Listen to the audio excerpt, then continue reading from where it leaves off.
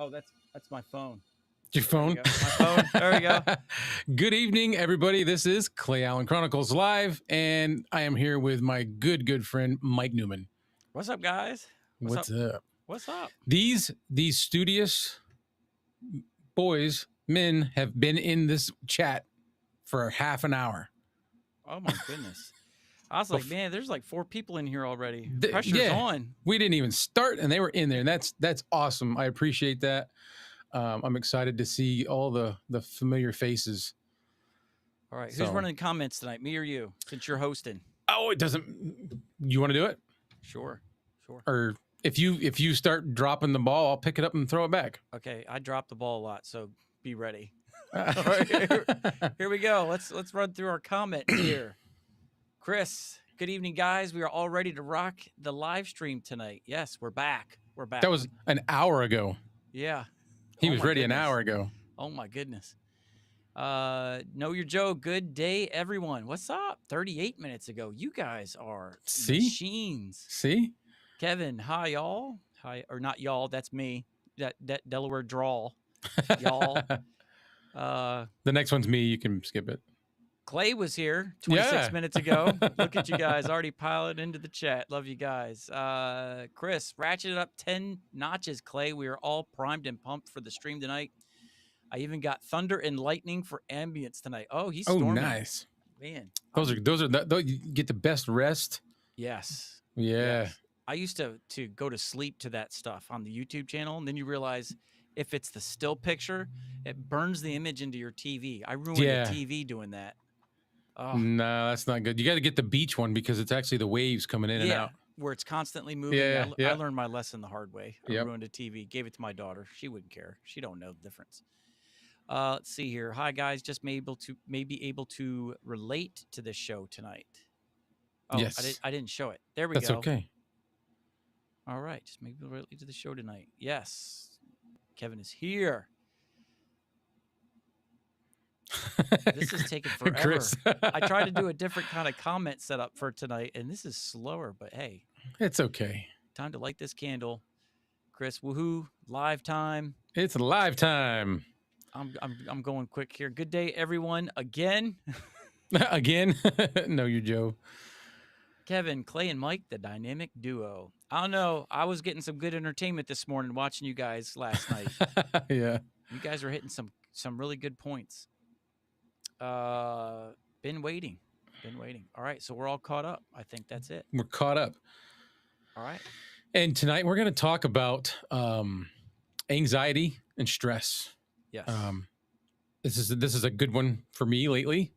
I've never considered myself one to be affected by anxiety. I'm not saying I'm bulletproof. I'm just one of those people that thinks nothing bothers them.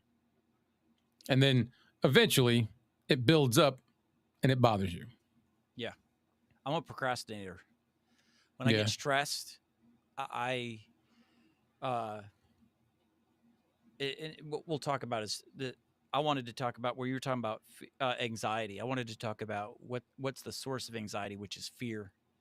So when the anxiety builds up, I just start going to my happy places.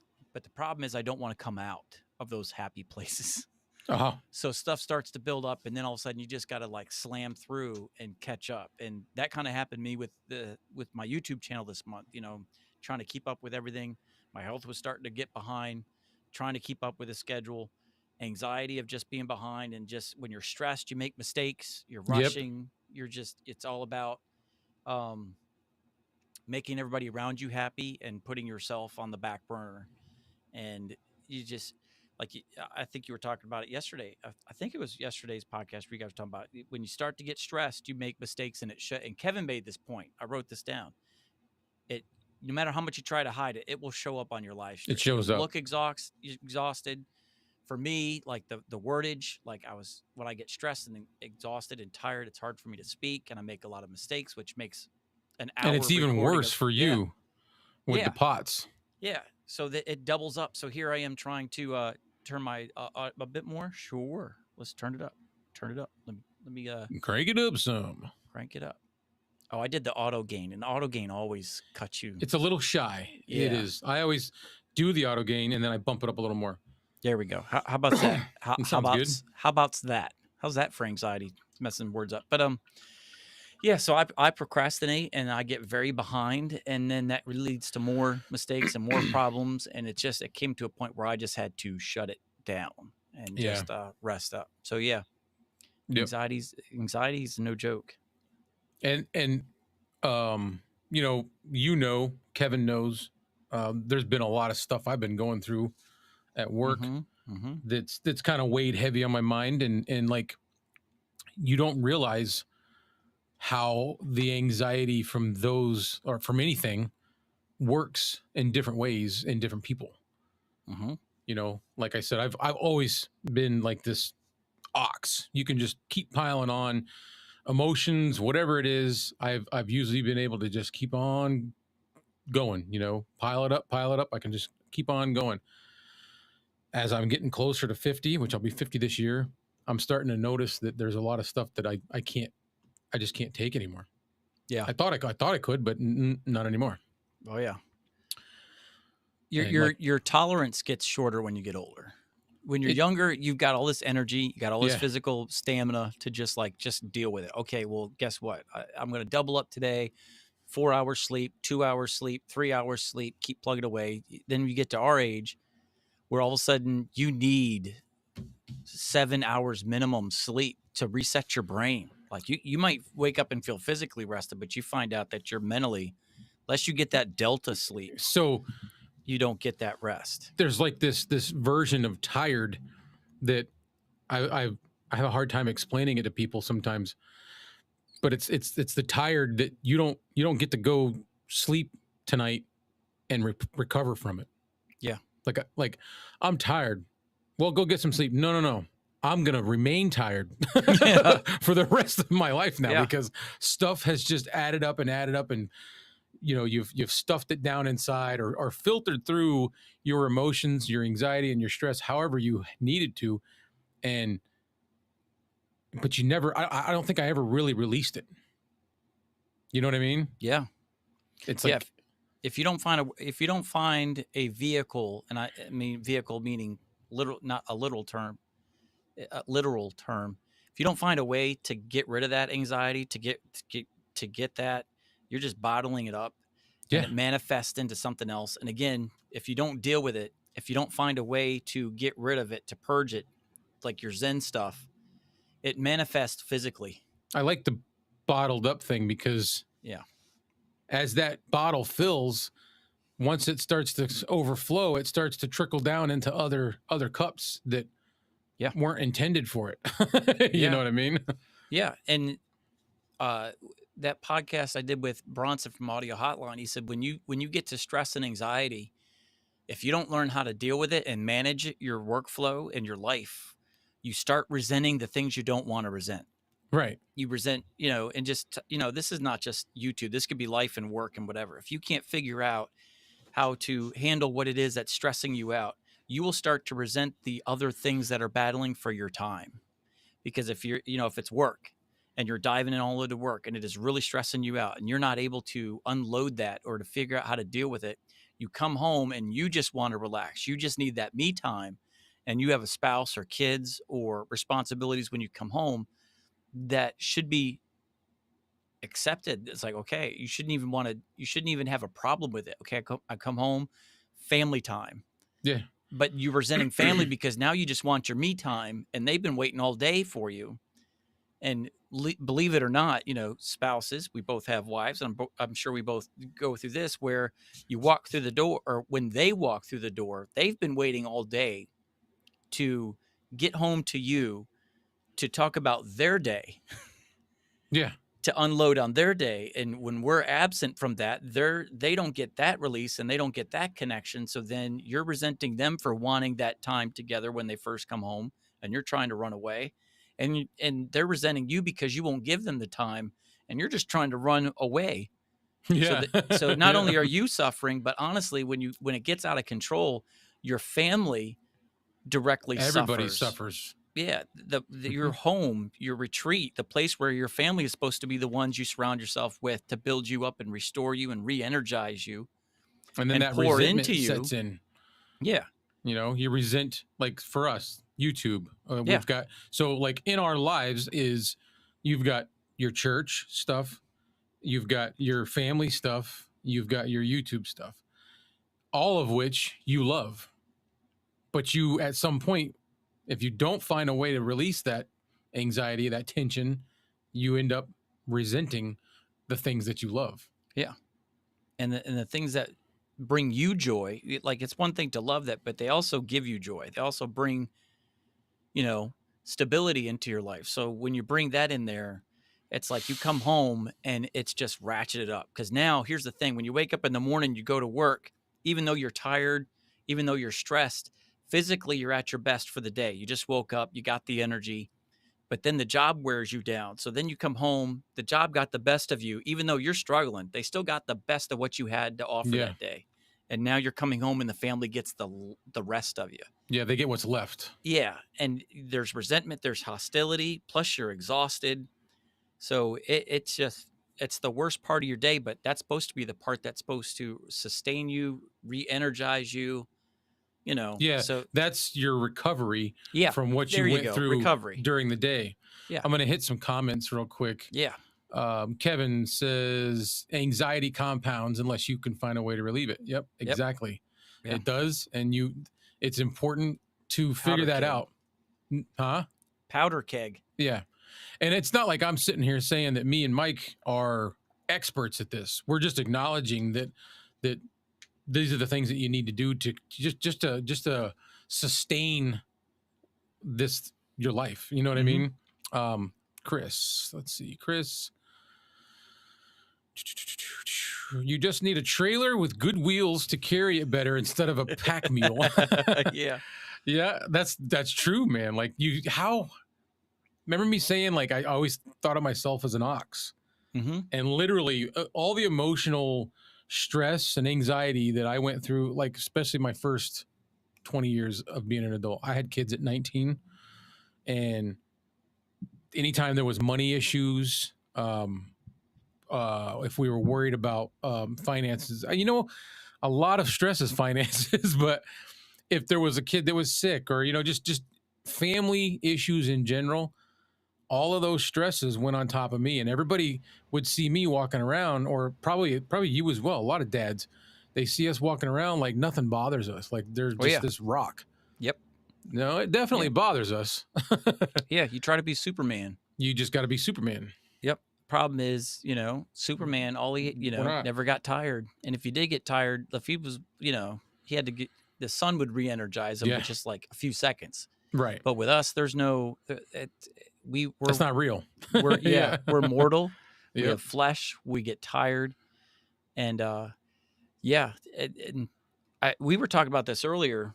I sent a text to you. I recently took the Enneagram test or whatever it is. Yeah. Pastor at a church, and we have a staff, and we all have different strengths and weaknesses. And one of the things that we were running into was, we were starting to get frustrated, or there were moments when things were getting really crazy, real hectic, where we would get frustrated with someone else because they didn't think the way we thought. We thought they didn't, we would say, okay, this person likes to be organized. This person's always running around helter skelter. So that person must not care. And you start to resent the people around you because they're not doing things the way you like it. So we all took the Enneagram test for your personality types, and we found out, like one person is the peacemaker, one person is the loyalist, so you find out what their traits are. So the helter skelter person is helter skelter, which is me. Like I'm the peacemaker. My personality type is I'm always running around putting everything that I want on the back burner, everything I need to do on the back burner to make everybody around me happy. But you build up, you're putting everything that you need to do on the back burner, so it builds up. Yeah. They see me running around like crazy, but I'm actually trying to tackle stuff that other people want. And I'm putting what they want on the back burner because this person just, to me, has an immediate need. So you just, that you start to find out it's not because I don't care. I'm just running around like crazy because I was so You busy try to last care too week. much. Yeah, I spent my whole week trying to do this for this person and that person, that all my responsibilities that they're dependent on didn't get done. So it's not that I don't care about the job, it's I Right. care too much about the people around me. So recognizing your weaknesses, recognizing your negative tendencies or the things that you do, especially when you're stressed, like Yeah. there are negative habits, that you do. Unhealthy is what they call them, unhealthy traits of a certain personality type. And when you go too far of doing things that aren't healthy for you, then you start to develop these negative traits, these negative things that you do. Right. So again, Mhm. it's just recognizing who you are, what your personality is, what you do. So now you're recognizing, Do okay, oh, go do ahead. you remember what mine was? Because I don't. I thought you were you were the loyalist, weren't you? I think I so. can't remember. I did take it finally, Yeah. but it was like I had to do it differently, and you sent me a different link. Real quick, I'm gonna say hi to Bark. Bark Oh, just Bark's joined. here. Yeah. Bark, what's up? But yeah, I thought I was gonna be the I'm looking back peacemaker, to the see what your peacekeeper, answer was. and it wasn't. You were type 4, the individualist. Individualist. All right, so the individualist, uh, fours feel that they are fundamentally flawed and will never be able to be truly understood by other people. At the same time, they passionately long for the deep connection that will make them feel whole and accepted. Many fours romanticize and idealize about their relationships, hoping that each new connection will be the one that finally makes them feel understood and appreciated. Like that doesn't. I mean, I'm not doubting the test, but I would have never thought that's what I would have got. So those are the general types, but then it breaks it down when you go in there there's things that the healthy person does. They're doing everything right. They handle things the right way, so they do things healthy. Then there's the people who life gets away from them and they become unhealthy, and that's a whole different set of characteristics. So let's look at the unhealthy type 4. We're going to share this, and then we'll type mine. We'll share mine. I'm not going to throw you under the bus. I'm going to talk about my faults too. Ooh. All right. So, What? all right. Moodiness. They may be dramatic, exaggerated, or moody.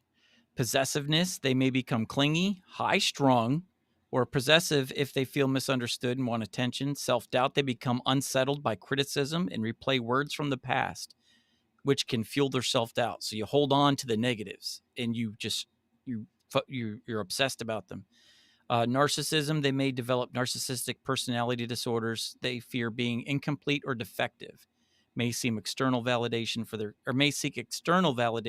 skills. Self-inhibition, when their dreams fail, they may become angry with themselves, depressed, and emotionally paralyzed.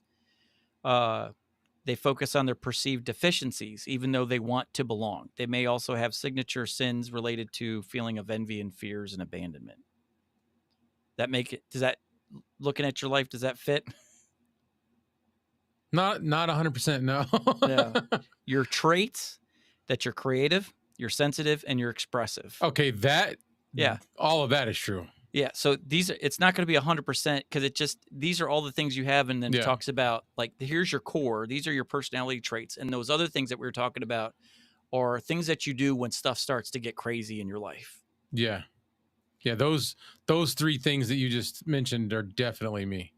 Yeah. They desire relationships that may seem distant and reserved, especially in group settings. So you're not like, once you're in person in a group setting, you're not the go-getter. You're kind of reserved and quiet. Yes. I'm like, you ever remember going to like safety meetings or any kind of meetings or training things at work? Yeah. Okay. I just look up there. My thoughts, Mike. Yeah, don't kill yourself. No, Not on my watch. I was always the guy that was in the back or the middle, just like this. Yeah. Arms crossed. Yeah. Yeah. Yep. Like just just listening, soaking everything in, evaluating, And I'm a And hat guy, so I always yeah, do this with my hat down, and everybody get upset. Like, Mike, what are your thoughts? I can't read you. You're looking down. Like, what? You agree? You do, yeah, I'm just listening. Just listening. I want to go to some of the comments before we get too far back because Yeah, Kevin's got a long one over here. yeah. You do that. I'll bring up the Type 9, so we can throw Kevin me under the says, bus try here. working from home to where you put the all in at work, and when you get off, you don't have that mini reset on the drive home. Oh yeah, so that's true. You know what you need to do, Kevin, is when you're done working, go get in your car and just drive somewhere and come back. But he's not kidding, dude, because my drive home is, I always like, sometimes I'll make a post and I'll say it's a drive home without the radio on kind of night. Mm-hmm. Do you know what I mean by that? Oh yeah, Where yeah. you don't want to listen to the radio, I never listen to the radio. you don't Never. want to talk, you just want Yep. to think about everything Yeah. that you went through, how to like woo-saw yourself down so that Yeah. when you get home, you're not that person that just came out of work all blah, you Yeah. know. That's me 24/7. I So that's never a good listen. I one. rarely listen to the radio. It's all when I get in the car. That's my quiet time where I just need to think. Chris says Versus- Superman had his fortress of solitude in the middle of the Arctic to relax and rejuvenate. I've got a Yeah. kayak. That's to my Kayak. fortress of solitude, which is 20-minute kayak to my fishing When you spot. kayak, I was going to say, but never mind, you answered my question. Yeah.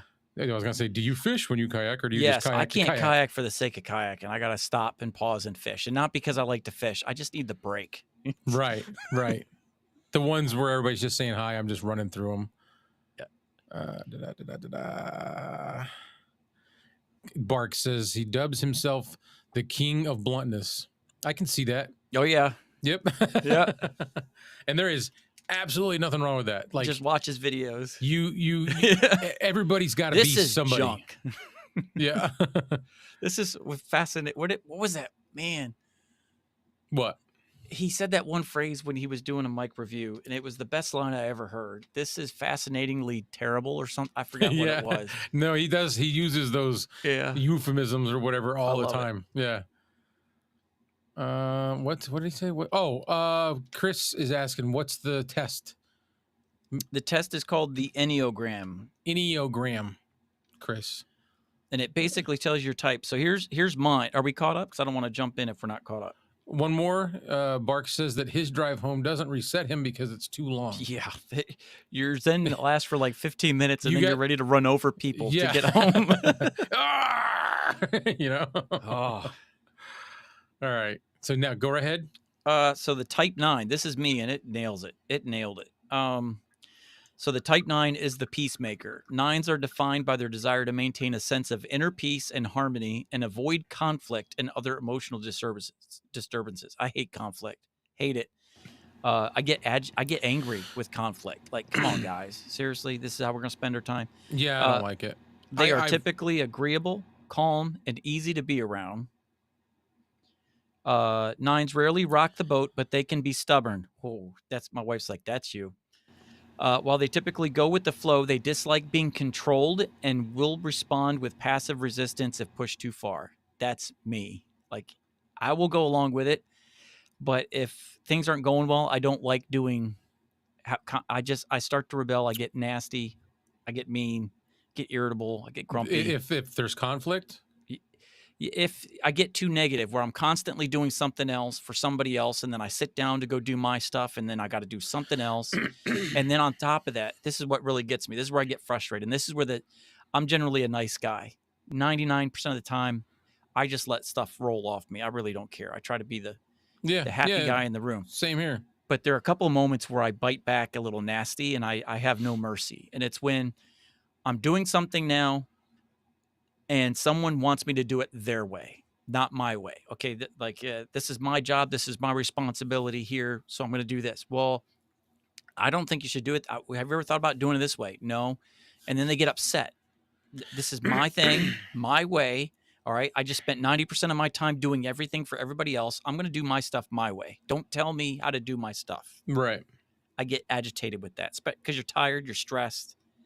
So yeah, that's right on. Like all of the moments where I've had to apologize to people is where I'm behind. I'm trying to knock my stuff out, and you're criticizing how I'm doing my stuff. It's not your job. Yeah, yeah. You have no what I'm doing does not affect you. You're just you know pushing your opinion on me of how I should do my things. I hate that. Yeah, I Hate it. know. I'm with you on that.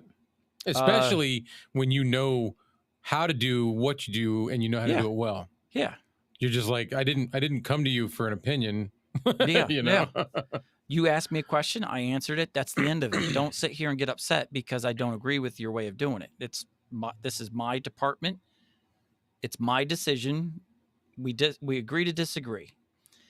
But there are some people when they don't do that, I snap back. Um, Deepest fear. Nines fear being too needy and thus pushing people away. Yes, I hate asking people for help. So if I get to a point where I'm drowning and I need help, I will just withdraw and disappear, and I will not ask for the help, and then I will just push everybody away so you won't need me anymore. I'll sabotage it. See, if I need help, like I need somebody to hold the ladder, or I need somebody to, like, I need an extra hand. I don't mind asking for that. Oh, But I what I hated doing it. don't like is if there is a big daunting task. Let's just say you're I'll give you an example. When I lived with my long time ago, I lived with my ex-in-laws. He was big on using a wood stove. And we would have to carry wood in, the wood in, every now and then you got to fill it up. Mm-hmm. When somebody knows that there's that daunting task and doesn't volunteer to help, I'm not asking them. Yes, that's I'm going right to there. do it myself. Yeah. And I'm going to be pissed at you because you didn't Offer. help. Yeah. Because you didn't offer. Because that's what we do. I shouldn't have to ask for something like that. That's a manners thing. Yeah. That's what I do. I walk in. Do we need help? Do you need help with this? Do you need help with that? So I'm not going to ask for help. You No. should see my problem and jump in And just help. So I was a maintenance. Yeah. I was a maintenance supervisor for low income apartments. Okay, so they tore their stuff up. It's just how they are. They, Yeah. No, yeah. So I was constantly replacing doors. Like some people, same apartment. You're fixing the same stuff over and over again. I did that for a little bit too. They're kicking doors down and they're punching holes in the doors. Like they don't respect their stuff. No.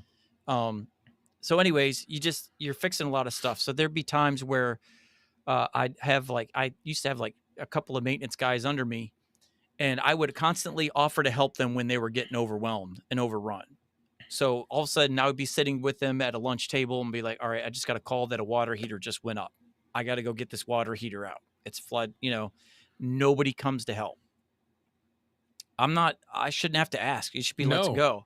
Yeah. So you get there and it's like, all right, I got to get this water heater out of here to put the new one in. And I don't have time for it to drain.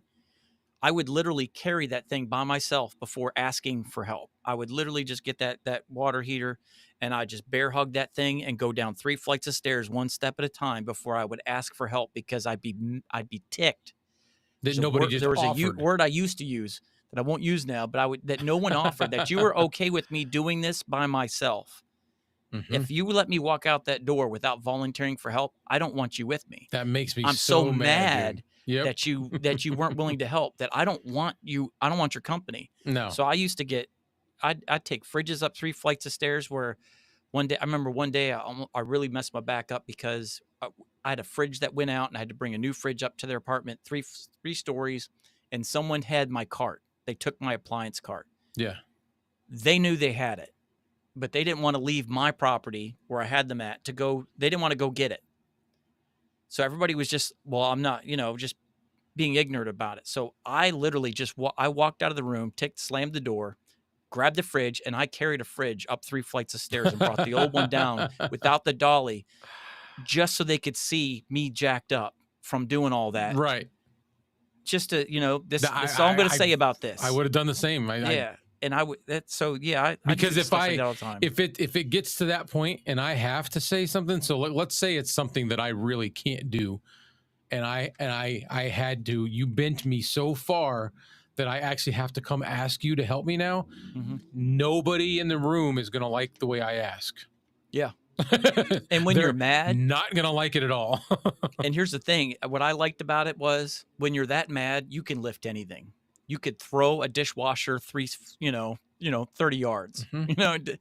whatever it was.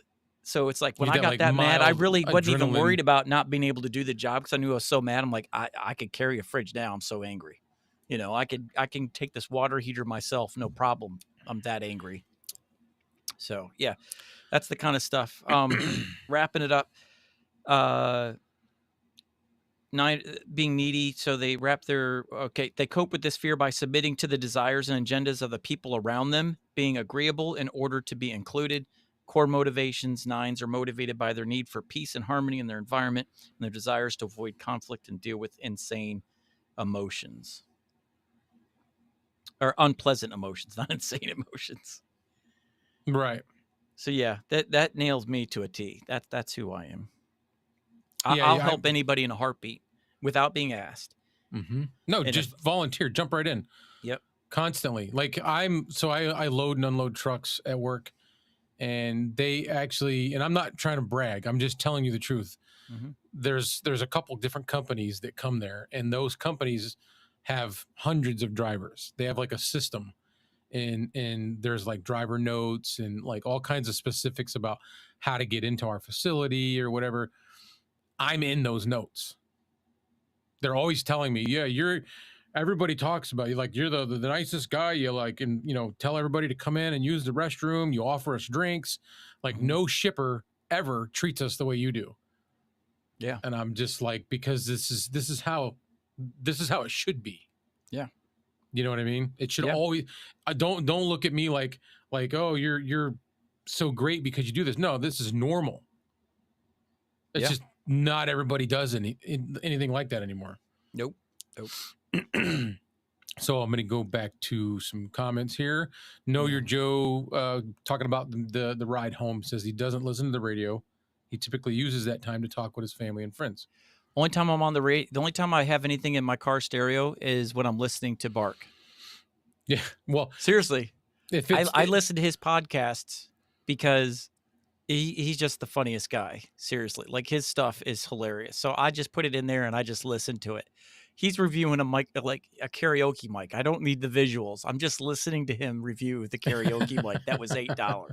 yeah, So honestly, and I'm not trying to just say this because he's a good guy and he's here. Like literally, the only time I have any audio coming through my car is because of him. One, I'm either listening to his videos, or two, I've done a video review of a microphone, and now I upload it to YouTube just so I could listen to it in my car for that car driving experience. And I never thought of that before until he mentioned oh, it. you talking about like with his music Yeah. thing? Yeah, But yeah. he listens to podcasts in the car, so it's important to know how a mic sounds in a car, and Mm-hmm. it's a different sound than in a studio or in a headphone. So now I just always try to get in the car It's a good and sound. listen to it. Yeah, I like listening to this stuff in my truck. yeah, It just sounds, it's almost comparable to wearing a good pair of headphones. yep.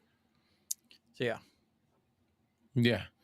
what else we got? There's somebody else just joined in, the outsider Jess. What's How you doing, up? man? Thanks for joining.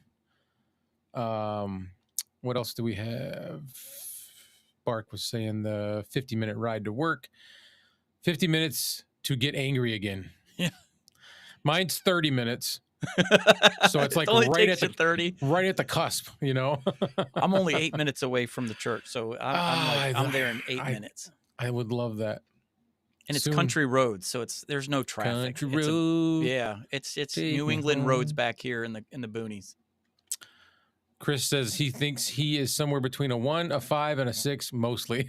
Seriously, like even though I'm a type 9, it says I'm 100% type 9. I'm a 97% type 2, which is a loyalist or something, a helper. That's what it is, a helper. So you could have like 3 or 4 multiple, Oh, yeah. Well, why Yeah. not? Why not? Yeah. You don't have to just be one thing, but Yeah, you have the traits of those. I'm thinking that maybe I didn't answer correctly or honestly, or I don't know. Like, That's it. Because here's the thing, and because that I had to take it a second time because halfway through I realized I was answering the questions the way I wanted to be. I wasn't being honest with myself. Like, okay, this is who I want to be. This is who I would well, like to be, instead of, okay, this is actually how I do react. Okay, I was answering them like I didn't want to try to. I wasn't trying to be Mr. Goody Two Shoes, and every now and then I would be like catching myself thinking, "Man, my answers look like I think my crap don't stink." Maybe I should answer differently, and I think that's where I went wrong. Yeah. I don't know. Rage Yeah, work. it's really hard. You have to be disciplined to answer it. You have to be honest with yourself because it's painful. Some of them questions they're asking are like, that sounds like a jerk would answer it. Like a jerk would only answer it that way, but I actually do that. So I actually need to hit that, Right. Rage work. Rage work. Yeah. He had said earlier about getting a shed and making like one of those I rage laughed at rooms. that. I saw that. I was like, dude, so true. When I was maintenance, we used to take appliances, old appliances like, dishwashers, whatever it was, and then we would take it to you ever see that TV show The Office where they take printers out and just destroy the printers? And that TV show The Office, we would take the appliances out to the back of the property behind the woods, and then we'd all just get bats and we would just unload on these appliances that were toast. So I used to do that too. I had a bat. Yeah. Now, this is going to sound awful, but I used to do it. No. Listen, I'm all about honesty. And when I was a kid, my dad was pretty rough. Okay. Everything that he did shaped me into who I am today. And I think he did a good job, but he was rough. He was really rough. So every now and then I would get mad. I lived in Florida. We had saplings, pine trees. I don't know if you've ever seen them in Florida. They're like rubber. They'll get really tall and be real skinny. I had a Louisville slugger, maple Louisville slugger. And whenever he was like really pissing me off, I would go out there with this bat and I would take down those trees. Hey. I would hit them until they fell. Like just gotta get it out. Yeah. Yeah. Where was I? I had an awful temper. I was the Incredible Hulk. I would break stuff all the time. No. Oh yeah. My wife was always on me like, you need anger management. Boy, that made me even more mad when I'd hear that. I'd do like, oh, that's it. Of course. Dining room table's now gone. Of course. I had a 79 Camaro, and right above the doors on either side on the roof, there was dents all the way down like the whole length of the roof from when I was working on it. And I would get so pissed off at whatever wasn't going my way. I would come out from underneath the car, stand up and just start punching the roof. Yeah. I was that. I embarrassed her so many times in the early part of our marriage. I'm not lying. Chris would have pushed the water heater downstairs, he says. I thought about it a few times, but I didn't want to hit, some kid You'd have walk right out the front door. On. I'm going out to play. Yeah. Rolls right over him. Now I got to replace the third and fourth stairs. What are you ordering? New fridge and another kid for apartment 705. I crushed the water heater and I crushed the steel kid. door and a left shin. Yeah. So this is I'm gonna shove this one over to you because okay. Kevin is asking if we have any tips for controlling anxiety, and the reason I'm pushing this to you is because you're the pastor, and I don't have tips. Okay, so I did write this down. First off, recognizing anxiety is a byproduct of something else. People think anxiety is its own emotion, honestly, by itself, but anxiety is a byproduct of fear when you're afraid of something. All right. So your anxiety is the emotions that you're processing as you are afraid of an outcome. You're anxious because you're afraid of failing. You're anxious because you're afraid of being, outsider. Just talking about introverts. Like for all introverts, you're anxious about being around other people. You're anxious about your job, your whatever it is. You have a fear of something. So it's when I feel anxiety, I have to stop and I just have to start like, why am I anxious? Okay. What's the worst case scenario that is going to happen from this situation? So for me, I'm a pastor, but I have social anxiety disorder. I don't do good speaking in front of crowds. I'm a pastor. I'm a guy, you know, I go on missions So trips where I'm in the middle of a city square talking to thousands of people. you just identified your therapy and your way of getting through that anxiety. Yeah, so I have to call it out for what it is. Okay, You put I'm yourself in afraid the of speaking in positions. front of a bunch of people. Why I'm anxious? So why am I anxious? I'm afraid that when I'm speaking in front of a crowd that they're going to look at me and say, "Okay, that's a phony. That didn't make sense. Oh, you messed that up. Oh, this guy doesn't know what he's talking about." And they're just done with me. But So that never happens, does but it? it never, so that's what you have to tell yourself. Okay, I'm anxious for this, but here's what and I'm being brutally honest. I No. have to tell myself when I get ready to go up on stage to preach or to speak or, you know, go somewhere where there's a lot of people. I don't do good in crowds. Like I in my younger days I used to throw elbows to make my room if I had to. I made room. Uh got, you know, as a jerk. But anyway, Mm-hmm. so you have to tell yourself, all right, I'm not going to die today. No one's here to kill me. All right. So I'm not going to lose my life. I'm not going to lose my family. I'm not going to lose my car. I'm not going to lose my kids. I'm not going to lose my friends. So why am I so afraid? What am I really going to lose? Nothing. So once you get down to to what your fear is, and then you recognize it, and then you say, okay, I'm not going to lose anything. Screw it. Going up there. People don't like it. They're going to walk away. I don't know that person from a hole in the wall. So if someone gets up and leaves the room, Sorry, have a Nari. good day. Yeah. But until you call that out, you'll let that anxiety just, if you don't address the fear, you just rest on that anxiety, you will be afraid of that as if you're going to die. Like if I walk up in here, I'm going to lose. That's going to be my last moment on earth.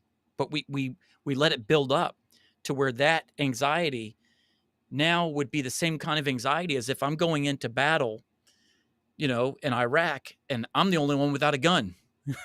We're all charging into a gunfight, and I don't have a gun, so I'm And you're just just bullet. yelling and screaming. Yeah, but let our anxiety build Yeah. up to be comparable to someone in that situation.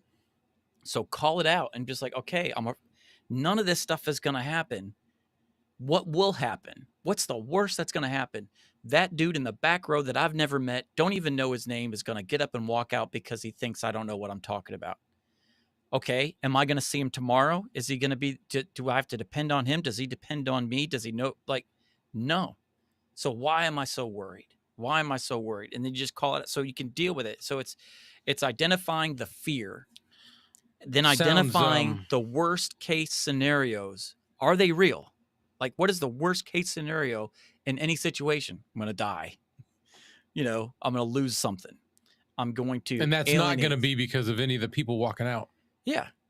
So it doesn't have to be just a speaking engagement. Whatever it Yeah. is your fear is, identify the worst case scenario, and if it's even possible.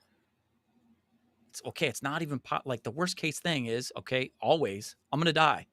Okay, I'm not going to die. All right, let's get that out of the way. All right, I'm not going to lose anything. Like my life is not going to change if this goes horribly wrong. No one around me is going to cast me out. Kevin. I saw pineapple on his pizza. Hey, It's Little good. Caesars It's has good. pineapple Pepsi now. It's good. So yeah, that's for me. Anxiety in a nutshell is, and I wrote this down. I'm going to share the notes because I can go on a rabbit trail and take this for somewhere. But you have to understand that anxiety is nothing but gasoline. Oh, I got a lot of anxiety. Yeah, but gas by itself can do nothing. If Right. it's just gas in a gas can, it is nothing. No, it needs a spark. And even if you spark it, it will burn out quickly unless it has something to burn. So wood is to me, I always compare fear to being wood. Anxiety is gas. But you put the two together, still nothing's going to happen. The spark is what's going to ignite the both of them, and then the anxiety consumes the fear, and it consumes you, and then there's nothing left of you. So like it needs help.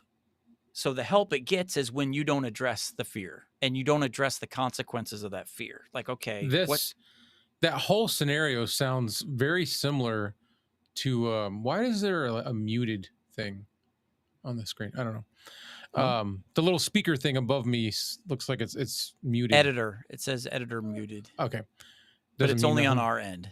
Um, that whole scenario that you were just talking about sounds very similar to something that I do to myself in my head Yeah. when I talk or when I think about emergency situations like traffic, um, kids getting hurt at home, like the house is on fire, which Yeah. I haven't been involved in. But when I think of these emergency situations, I run through scenarios. What would I do if this happened? What would I do if that happened? And Yeah. I fail every single time. Yeah. Every single time I fail. Yeah. But when they happen in real life, it's like I'm not even there. Somebody else is driving, and everything Yeah. just works. So you said it right there. The fear is the wood, anxiety is the gas, but guess who's the match? You are. Yeah. Yeah. You are the only one that could set that flame. They can't do anything. So anxiety could be, just going away from a speaking thing, like, financial problems. That affects everybody. Like anxiety. I got to be able to do this and this and this, or else I'm not going to be able to do this. Okay. At the end of the day, worst case scenario, they can't take blood from a turnip. All Yeah. right. I only have what I can give. If I can't give what it is that I need in order to overcome this situation financially, okay, so I lose this and I lose this and I lose this. Do I lose my family? Is my wife going to leave me? Are my kids going to leave me? Am I going to be homeless on the streets? Okay, that's the number one thing. We think if we get behind on our bills, we're going to be homeless. I'm never going to be homeless. Even if I get into financial ruin, I have family members that would take me in long enough in order for me to get enough money saved up at my To get job back where you were. to get back on my feet. Mm-hmm. So again, I'll never be homeless, but the anxiety is I'm going to lose, I'm going to lose, I'm going to lose, I'm going to be homeless. And Yeah, see what I mean? That's exactly what I do with like these emergency things. yeah, so it's like, fail. yeah. So I always tell my wife, all right, here we go. What are we afraid of? All right, we're afraid that we're not going to have the money by this date. Well, guess what's going to happen? We're afraid that on that date, if we don't make it, the world ends. We literally think that there's no day after that. I said, but circle the day after that count on the calendar. Circle the day after. And she's like, why are we circling it? Because you're still going to be alive. We're still going to be here. We're still going to be able to do stuff. And I always tell her that, like, she worries naturally. She's the worrier. That's why I look so young. She does the worrying for the both of us. She's so she says, if we, 25 years of marriage, we've had periods where we've been financially really struggling, or how are we going to pay the bills this month? How are we going to do this? 25 years, we are still here. We still have a house. We still have a car. And how many times did we run into a situation where we felt like there's no tomorrow? Mm-hmm. There's no way we're going to get through that. Somehow, some way, we always got to the day after that on the calendar. So whenever, like for me, I always tell her, like, okay, whether it's a big church event, like I had a big event, big camp for a lot of kids. Careful. So I had a big event with a lot of kids. I had 100 kids going on there, and all the stuff that builds up to it, the anxiety, the stress, and all this other stuff. So what do I focus on? I don't focus on the event. I focus on the day after it's all over. Yeah. That's my day. I just need to get. Are you It ends focusing on Wednesday, that day so I before it wanna be. comes? Yeah, so like if I had a 3-day camp, Monday, Tuesday, Wednesday, and I'm anxious about all this stuff I got to do, all these people I got to be on top of, make sure everybody shows up, make sure the food's there, make sure we're serving the kids, make sure everything's set up, make sure the kids are okay, safety, all this other stuff. It just overwhelms you and consumes you. Yeah. So I circle the day after. I just know that no matter what's happening, Thursday's coming. Yep, Monday, they're all Tuesday, going Wednesday home may Wednesday. stink, but Yeah. Thursday's going to be here, and on that day, all this is behind me. It's over. Yep. And I'll still be here, and my family will still be here, and my wife will still be here. Yep. So I focus on the day after, because that just reminds me that none of this really matters in the grand scheme of This things. too shall pass. Yes, exactly. So that's how I focus, and that's how when my wife and I encounter situations where she circled Thursday too, because she had to live with me for those 3 days. Yeah, she circled Thursday. Yeah. Go ahead. I've got to stick up for the pineapple pizza real quick. Yeah. Pineapple pizza. There is a place in town here that does ham, pineapple, and maraschino cherries. and it is Say that amazing. again. Cherries? Ham, pineapple, and maraschino cherries. I've never had maraschino cherries on a pizza before. Me neither until I had it at this place, and it is really good. I don't even know if anybody, Lori, you're watching this. Does anybody offer that around here? It's good. It's called New York Pizza. Actually, you know who Dave Portney is? Dave Portney. Why do I remember Barstool Pizza? Barstool Oh, yeah, Pizza yeah. reviews. Yep. Okay. He came here and did their one of those things on them. Yeah. Good pizza. I've never heard of it. Never. Thought it was ridiculous. Saw it on a table, and I said, "What is that?" And they told me, and I said, "That's what I want." Oh, I'd have been like, don't put that on my pizza. No, I got to try things, and when I tried it, I thought it was stupid. But what? Outsider Jess says, as a New Yorker, he rebukes that pizza. rebuke. Oh, rebuke. Rebuke it. Okay. Not today. Big nope on the sweet pizza. Know your Joe. I'd be willing to try anything on a pizza, honestly, except for anchovies. I don't want anchovies. I'm going to say hi to Eric Boneyard. This is a friend of mine. Oh, yeah. What's going on? Just Stevo. Them two are friends. They've been friends for a long time. Eric is the guy that when we can, me and him also do some podcasting. Gotcha. Yeah, I saw him on your guys' stream last night. I'd like to maybe the next time we do this have him come on. Sure. Lori, I rebuke it too. She rebukes it. It's okay. Everybody's got their opinion, you know. I got to stick up for it.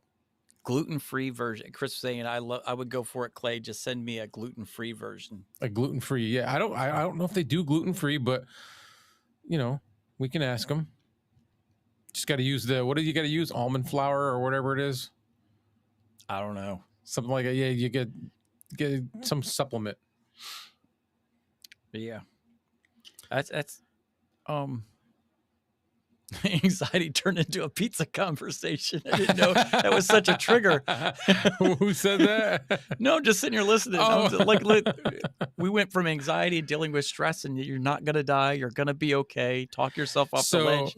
To pizza being such a stressful life or death situation. Kevin says sometimes I stress on content, although Kevin, although I think I have a new obsession. A new obsession. Okay, what's the new obsession, Kevin? Tell us that in the comments. Joe says, thanks for being what's here. Up, Joe? Thank you. The man with the voice from the heavens. Yes. Oh, I'm not using my Rodecaster. I can't put my button. You can't. I'm back on the Vocaster today, so I've got him saved in my Rodecaster. Boneyard to start doing some of that stuff because Boneyard can do some really cool voice things. Let's see, where are we at? Thanks for being. Know your Joe. Yeah, the comments take a while to come up, right? Yeah, it's the one I picked. I tried to pick something that would stay compact and below our video boxes, but I didn't know it was going to take this long. Pick the loser, let me see but if I it's can okay. Speed it up. I could agree with you on the pineapple pizza, but then we would both be wrong. Yeah. I've heard that line on movies before. I agree with you, but then we'd both be wrong. What is Kevin saying? Sorry. I'm sorry about the pizza talk. I started it. It's okay. It's okay. I love pizza. That's what I had for lunch today. Little Caesars. I want pizza now. I know. Oh, hey, look. LB is in the house. It's like a whole family here. So LB is Boneyard's daughter. Okay. Yeah, she's both of them we are all partners in a production company called Off Camera Production. She is the head honcho. Boneyard started it up years ago with another friend. It is now basically her show, and me and him just kind of work for her. Gotcha. She's a really good photographer. I do a lot of the filming and editing. But yeah, look at the whole little family here tonight. I wanted to touch on Kevin's comment where he said he gets anxiety from content. Yes. I was there. I was there, and I had to make a decision a month ago. Um, I couldn't keep up. Of course, my health was starting to be an issue where I couldn't be sharp. I wasn't focused. So I had, all right, where's this anxiety coming from? And I had to sit down. Like I just, all right, let's break this down. I'm stressed right now because people are sending me stuff and I need to get it done. Okay, why did they send me stuff? Because I agreed to them sending me stuff. I sent them the ethics statement. They said, "Yep, we're good." They sent it to you, but you still want to be respectful. They sent it to me. I don't want to hold on to it for 6 or 7 months because I'm small potatoes. They could move on from me and just go somewhere else. You know, I'm not 600,000 subscribers where they're willing to put up with whatever I got wrong because they don't want to lose my audience. I don't have a great audience. You know, I don't get 30,000 views on a video Right. like Tom Buck. I get, 1,000 in a month or something. That's a successful video to me. So why did they send it? Because I said yes, send it. Why did I say yes, send it? Because I wanted them to Send it. I wanted to build a relationship. Yeah. I really don't care about that product, but you thought enough of my channel to send me something here. I don't really care about this product, but someday there might be a product that I do care about that I don't have the money to either spend on it that month because I've already invested on some other video reviews and it happens to be something that people really want to watch. So you just try to build avenues and pathways to be able to financially continue to review gear. Because, whether it's Bark, whether it's me, even Tom Buck, they all say, like, you can't afford to buy everything. Bronson from Audio Outline, they say the same thing. You can't afford to buy every piece of gear that people want to see No. that comes through. You can't. That's Unless why you you build know. these relationships. Yeah, so you build it. So you're not saying yes to every time. When I say yes to a certain piece of gear, it's not because I want to review that gear. I'm just trying to keep that line open for when something does come out that is a hot issue and I've already tapped out my resources to get like I already bought gear for the next 3 videos to review. So I've just wiped out my level up funds for the month. Right. Something pops up to next week and whether it's fine Moano or Moana. Tono I or always think something. of Moana when you say it. Yeah. I can never say it I right. don't like Even Mono. I don't Mono. like. Yeah, that's the way they want you to say I it. know to me it's Mayono. Yeah. But, First I said Moano, then I said Mayano. yeah, I just And think now of The they're Rock and yeah. What can I say except you're anyway. You're welcome. So I keep saying yes to stuff because I don't want to burn bridges because it does help financially. So I made a commitment that I'm just not I'm not going to be delicate with okay, not my jam, not my cup of tea. I'm just going to say it sucks. Yeah. And be more, not that I wasn't honest before, but I was trying to be delicate with it's not something I really like. It may be something for you, but for me, no. That there's just some gear just is awful. Yeah. And so I said yes to like the mono audio interfaces. I hated them, and I just stopped. I just said I hated it, and whatever. But so getting to the anxiety point, long story short, I just made the decision a month ago. I'm just going to stop saying yes to everybody for a while. You If can't they're say done yes with, to everybody. yeah. So now I've had a couple, You'll drown. yeah. So I've had a $700 webcam. I would normally say yes because I could never afford a $700 webcam to review. Well, I would do it just because it's $700. All right, I can't afford that, so I'll say yes to this. I said no, just no, because I want to, and you and Kevin touched on this. I want to get back to making videos that I enjoy, Things that I'm that passionate about. Yeah. And I was saying yes to a lot of stuff that people were trying to send me, hoping that when I send them the ethics statement, they'd be like, no, this guy wants too much control over his own content. And they were just like, okay. They were all saying yes. I'm like, Yeah. come on, guys. So my ethics statement was backfiring where no one was saying no after sending it. And I'm like, all right, so they're just sending me stuff. So now it's like this past month, I've said no to everything. And there's some stuff in there that I would have said yes to, but it's like right now. You got too much. Yeah. Yeah. So I stopped. I haven't said yes to anything in a month.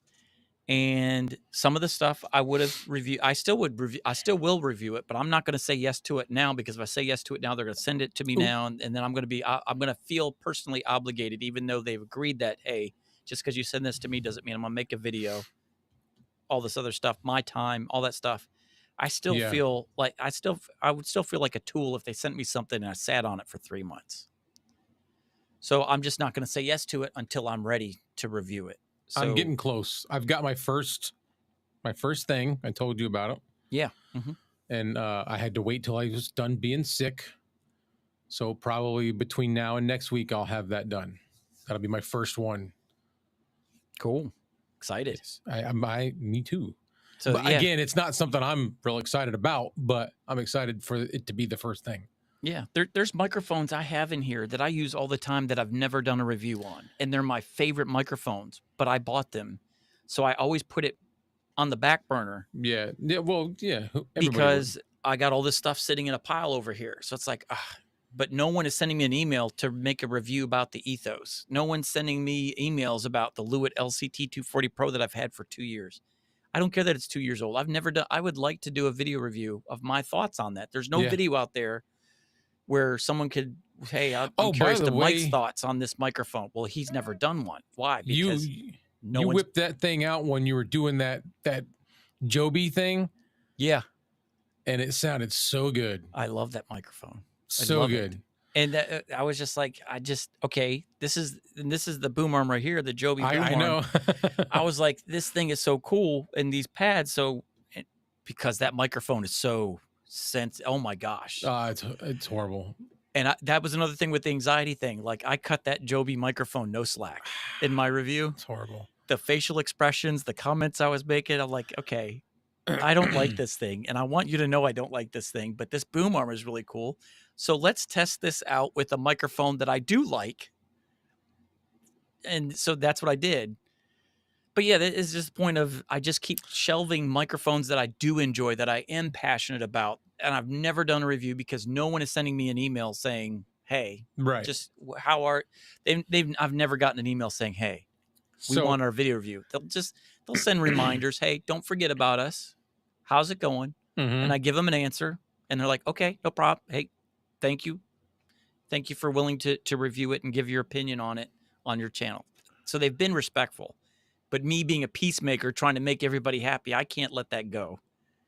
As soon as Yeah. I get that first email saying, hey, just touching base with you, making sure everything's okay. I Did you think get it? you're going the right way though by starting to say no a little more. Yeah. You're not gonna burn any bridges because they have already established that communication with you. Yeah. I might have burned my bridge with Joby. I'm hoping I'm getting the Bark treatment where they see it and they're like, oh, yeah, at least you're honest, because Bark will cut nobody no slack. You know, Yeah, but you know what? That's what keeps him in right. that level of everybody can trust what he's going to Right. talk about because that's what they came to him for. Yeah. And they continue to send him stuff even when he's honest. And that's okay, I got to be willing to just burn that bridge. So I used to have the attitude of, if I don't like it, I'm not going to make a video review of it because Yeah. I don't like it. Now it's like, I'm just going to make a video review, even if I don't like it, and have some fun. Like Bronson was the first one. Like, every now and then you got to make a video where you just destroy something, makes you feel better. Yeah. So I'm adopting that, where I'm starting to review stuff that I'm not Right. excited about. So I might have burned my bridge with Joby after that mic, but I did give him a 10 on my boom arm, or on the boom arm, they said. But the microphone, I think it's a good boom so arm. much. I'm going to jump back to comments real quick. Yeah, sorry, I went long. No, that's all right. Know Your Joe, and I wanted to go right to this one specifically because he said this the other night, or he said it last night. He says he gets anxiety from trying to figure out what to make content on. So Yeah. my suggestion, and I'm going to hopefully get some bounce back from you, was start doing content about all the things you're interested in. And you're going to find out which one is your niche, which one is going to be the one that you should continue doing. Yeah. You know, like trying to find your stuff. There's that 3 circled diagram. yeah. And what I do is, I forgot how they break it down, but how I came on my niche was, You got your three circles. Pay attention, Joe. This is something that will help you, kind of like what I was saying. So you get a diagram and you draw it out like that. All right. And one of them is, all right, stuff that I'm passionate about. All right. Okay. Then the other one is stuff that I'm actually skilled in doing. Okay. I'm passionate about it and I know something about it. I have like a background knowledge of it. And then the other one I think was um what you watch. What do you spend your personal time watching? Like what is your most consumed, like if you go on your YouTube channel, what are you watching movie reviews all the time? Are you watching sports talk shows, or so you got all these passions. So I wrote down a thing where I basically broke it down like that. I don't know if you can read that or not. So one circle has this. So when you write it, all right, I'm passionate about this. All right, I'm passionate, let's just say sports. All right. Keep going. I'm gonna grab a drink. Okay. So on here, I'll write, okay, I'm passionate about sports. So that would go here. All right. Are you skilled in sports? Do you have any background in sports? Do you know all your statistics? If someone would say, hey, 2 years ago, who was the leader in, rushing yards and whatever, or do you remember that 97 Cowboys team or the 98 49ers team or something like that? So are you skilled in that? And then do you spend a lot of time watching it? So if it's all three, if you're able to touch on all three of these, then it belongs in here in the middle. So you put your dot in the middle. But if it's okay, I'm passionate about sports and I watch a lot of sports, but I'm not skilled in sports, then it goes over here. So you start where you're saying you got all these different ideas, start putting them on the circle where it's all right, I'm passionate about it. I have skills, background skills on it, and I watch it. So all those three things. And the ones that kind of fall right in the middle where they touch on all three circles, so you put them dead center where they overlap, those are usually your niche ones that you start out with. So for me, it was like, all right, I'm passionate about microphones. I have some skill in, I'm not an expert. I was a DJ 20 years ago in a radio booth. All that skill is gone, but I was a live sound guy for our church. So I had experience with live microphones, SM58s, EQing instruments, stage noise, gain, compression, noise gates. Like I had all that. So I was like, all right, I got the skill, and I watch a lot of videos about microphones. So it went dead center. Sports, okay, I watch a lot of sports. I'm passionate about sports, but I don't have a lot of, I couldn't put it dead center because I'm not that skilled in sports. So, and I don't have the ability to have that background knowledge on it. I spend so much time doing other stuff that I couldn't tell you, who the starting center of the Las Vegas Knights are in the NHL. So I like sports like ESPN or something, but I don't know all the sports. I'm skilled in a certain area or something. So it just depends on where those dots fall. And then you try to find which one sits in the middle. And that's where you kind of pick and choose because you're passionate about it. You have background knowledge on it. So you don't have to do a ton of research to know your stuff. And because you watch a lot of it, you're gaining more information. You're spending a whole bunch of your time on it. But the passionate part is you're going to hit a wall. You're going to get stressed out. You're going to have days where you don't want to. That passionate part is very important because you're going to need to push through Right. when you don't feel like it. So if you're not passionate about it, you have skills in it, you watch a lot of it, but you're not passionate about that thing, the minute you hit your wall, the minute you get that anxiety, you're going to quit. You're going to run. You're just going to stop. So you need to find something that checks all three of those boxes. So that's how I got there. I'm not saying that's how everybody else got there, but that's how I settled on mine. I wanted to be a No, but sports that can radio help talk show him host. alleviate some of this anxiety over what to make content on. Yeah. So yeah, just write down all your interests in those three circles, things that you're passionate about. And then you just kind of like a chessboard, you kind of move stuff into the middle or, circles that overlap, between the two circles. But then you'll find out which one is the closest to the middle. And with the one that's closest to the middle, you might find only one of those things hits all three circles and lands in the middle of these three things. And that's the one that you would jump on. And you could always pivot later. Just get started in something. You want to get started in something, get the experience, get the knowledge, make mistakes, be messy, learn the good and the bad of making video and content, and the stress, learning how to deal and handle the stress while you're doing it, achieve some goals. And then once you got all that down, if you're not okay, Clay did it. Like, I'm just going to pivot. I'm going to go over here. You went from doing reviews and stuff like that to the Clay Allen Chronicles. And then you created a second channel for the gear review. So you've made pivots. Mm-hmm.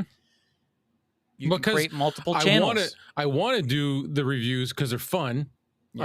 I enjoy it, but I found this need for the Chronicles. So yeah, that's where that came about. Eric, the Broken Brain, he says, since I'm late, is this about stress and anxiety about streaming? Not particularly. Like, whatever it is. It's streaming. Stress and anxiety, period. We just, right now, we've kind of fell onto how it applies to this. Yes. Yeah. Because stress and anxiety comes from everything. And we got a lot of content creators in here, or YouTube watchers. Yeah. And that's another thing, creating 2 channels. You have 2 channels. I have 2 channels. Level Up, and I also have Coffee at the Cross. So my Coffee at the Cross is primarily a Facebook live stream that I have a YouTube channel to go with it. But most of my viewers on that live stream come from Facebook. But Level Up is where I get to enjoy and just have fun. The other one can be serious and, it can be heavy. But Level Up also funds the gear. All the gear that I use for that live. Like, I have a 4-person podcast where we're all sitting in the same room. Where do you think the webcams came from that I'm using in that live stream? From this channel. Where did the microphones come from? This channel. So thing, as a byproduct, I enjoy this, and it allows me to use cool gear on my other one. So the other one is something that I'm just as passionate about. So you could do 2 channels, and one of them might get more viewers, and one may make you money. If you're trying to, whether it's AdSense from Google, all that stuff, Amazon sales, all that other stuff. Other one may be one that gets you the results and the money. The other one may just be a pure passion project where it's not going to make money, but you enjoy it. So it doesn't matter. Yeah. So that's what I do. Like, Coffee at the Cross is not going to be, because it's primarily a Facebook thing, not a YouTube thing. Most of my viewers are Facebook, not YouTube. I don't get AdSense from that. I'm not monetized. Facebook doesn't send me any money. I can get 500 views for a live stream over there. I only get, 100 views on YouTube for this. But this one pays more than that one, even though I have more views on that one than this one. So, but I'm passionate about that one. I don't need the money from that because Level Up does the job. Right. So maybe that helps you too. Know your Joe. Hopefully. Yeah. He had mentioned that last night, and I was like, he said he's got several ideas and things that he wants to do content on. And I'm like, so go ahead and just start. That's the first step. Just do it. Yeah. The second step is, if you've got a couple ideas, try them out, see how they go, and see what responses you get on the different stuff. And then you can start kind of tweaking it more towards that one, the one that at least if you do that, it's all stuff that you enjoy. So you can't go wrong. You know what I mean? And I wouldn't start out 2 YouTube channels in the beginning. Start with one. Yeah. Get through them first 10 videos, because if you try to do 2 different channels and 2 different, because you need your algorithm to work with you. So you can't leave one alone for 2 months. You got to, so pick one, start with that one. And then once you get your feet under you, and you got your editing, you got your software, you got your routine, you got your schedule, you know what you're dealing with, then start that second channel. If you're like, okay, I feel like there's something missing here, let me try that one. Don't put them on the same YouTube channel. Create a second channel and create that passionate stuff on that one. Yep. And now you've got if it catches fire, it catches fire. Niches, like 2 separate niches. Yeah. So yeah, I think the beautiful thing about YouTube too is also, like, we do Level Up, or I do Level Up, but I could do a live stream on anything. Like, that's not going to hurt my algorithm, the live stream, the podcast. So the Outsider Jess was just talking about working on combining podcast and video games. You could have a video game channel and then just have a podcast on that same channel about whatever. Right. You just don't want to make videos, post them, and then try to stack 2 different things on the same channel. YouTube's not going to know what to do with you. Where do I send you? to Right. get the views. They won't. Yeah. So he likes the circle thing. Yeah. That's And how I just come on mine. That's how I come down to mine. Cause I'm the same thing. I had 4 different ideas. I wanted to do a gaming channel for fun. I wanted to do a sports broadcast, a sports channel yeah, for yeah. fun. I wanted to do gear review, but I was like, man, I don't. I'm no Bandrew. I'm no podcastage. I'm no obscure mics. Where he could take a capsule apart and Yet. wire his own stuff, like all Oh that well, stuff. yeah, yeah. I was like, But you these don't have guys to are be. so like, what place can I fit in here where I can bring something that they don't when they have everything that I don't, and I don't have anything that they don't have. But it's just a different flavor. Some people like chocolate, some people like vanilla, some people like strawberry. I'm just a different flavor ice cream for Yeah. gear reviews. I'm more of a Tom Buck guy where I don't get into the nitty gritty of breaking down gear, the statistics Specifics. of it. Yeah. I go through just the user experience of it. Broken brain. I don't have a hard time dealing with stress, but people have a hard time dealing with me when I'm stressed. Yeah, ask Lori. That's me. Yeah. When I do get to that point where I stress, I'm a bear. I'm a bear. What else has he got here? A lot of my stress comes from wanting to accomplish things. I am Yes. so used to working, and since I lost full mobility of my leg, I can't work like I used to, and it really drives me crazy. Okay. Yeah, that Huge for me personally. I can relate. pots. I was a workaholic.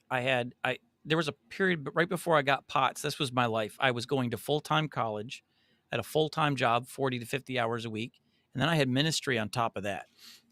So I had three full-time things going on at the same time, and I was just pulling and pulling and pulling, but I was used to it. I'm a workaholic. I've always been that way. I just work and work and work, and I never went home until the job was done. And I never, I would just skip days off and work on days off. Didn't matter.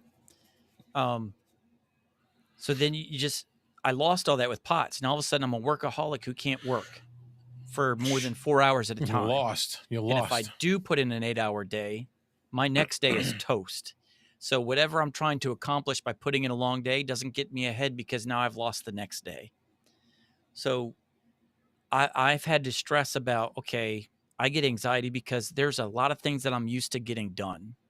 People depended on me for certain things. People could count on me for certain things. And now I'm not available to solve problems for other people. I was no longer, my dad used to always say when I was growing up as a kid, if I could give you one piece of advice, son, don't be expendable. Whatever it is you do, be the best at what you are. Look at the person to your left and the right and be better than what they are. Offer more than what they offer, because when it's time to let somebody go, make it to where they look at you and say, we cannot afford to lose this guy.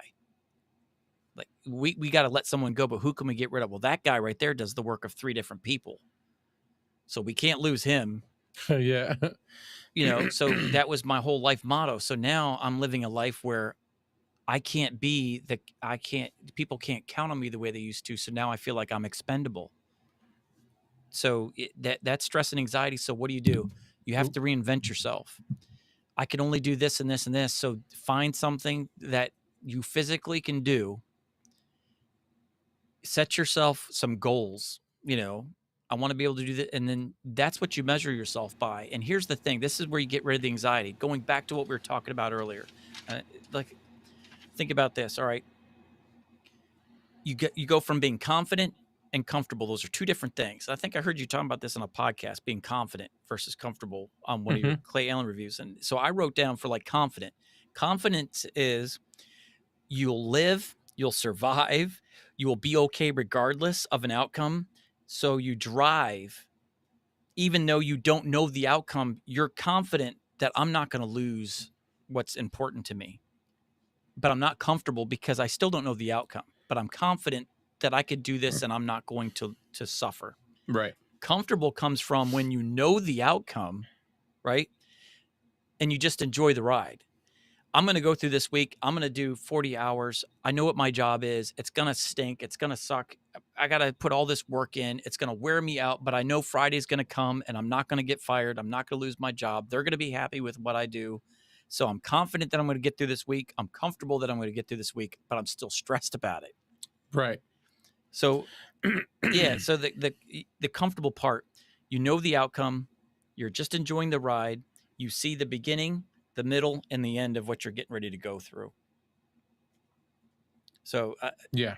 to me, that's like when you're dealing with the fear and anxiety of having your limits. I'm just going to go through this. I know my outcome, and I don't care what happens as a byproduct of this. I'm going to give this whatever. And if someone leaves, someone's done with me because I can't give more than what I can give. They don't care about you. They No. cared about what you did for them. Mm-hmm. You were a resource. You weren't a relationship. And when you Two stopped different being R's that there. resource, they stopped needing you. Yeah. So when you sometimes that could be a blessing when you have to cut back and dial back because of your physical limitations, because then you find out who's a part of your circle and who is in your life because of you, not because what you did for them. Because if you're just a resource, you're replaceable. You don't want to sacrifice your time, energy, and stress for someone that can replace you, just like a carton of milk that goes bad. Why am I giving up so much of myself if I'm expendable to you? Right. I'm going to give you parts of me, and I'm going to stress and I'm going to be anxious over someone that I know that if I fail, if I'm not able to make it, they're not going to cut me loose. Those are people that I'm willing to run through a wall for. But if I feel like you're going to cut bait and run, then I'm not doing it anymore for you. So where you're talking about your limitations now physically, those are blessings because that gives you, it's like an audit, a personal audit time. Where's my friends? Who are the ones that are here? Who are my actual friends? And who were the people that were pretending to be my friends, but they just were, it was a one-way street. Yeah. They were consumers in this Consumers. relationship, but they were terrible producers. Yep. So yeah, I use it can that be a blessing. consumers term a lot. People that just Yeah. suck the life out of you, Yeah. or Is they're it a just, one-way street? yeah, they're just there to consume. So yeah, it's a blessing in disguise, and that's how I get rid of my anxiety. Maybe this is a blessing to me because now I get to find out who my real friends are. Yeah, The guys who are you'll in the filter trenches through with them. me. Yeah. But I just want to. I'm looking at some of my notes. All of this anxiety, all of these issues.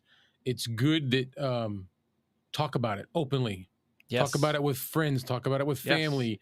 And I wanted to mention like parents that have kids. I didn't raise my kids on that whole they don't know nothing that goes on behind closed doors like that.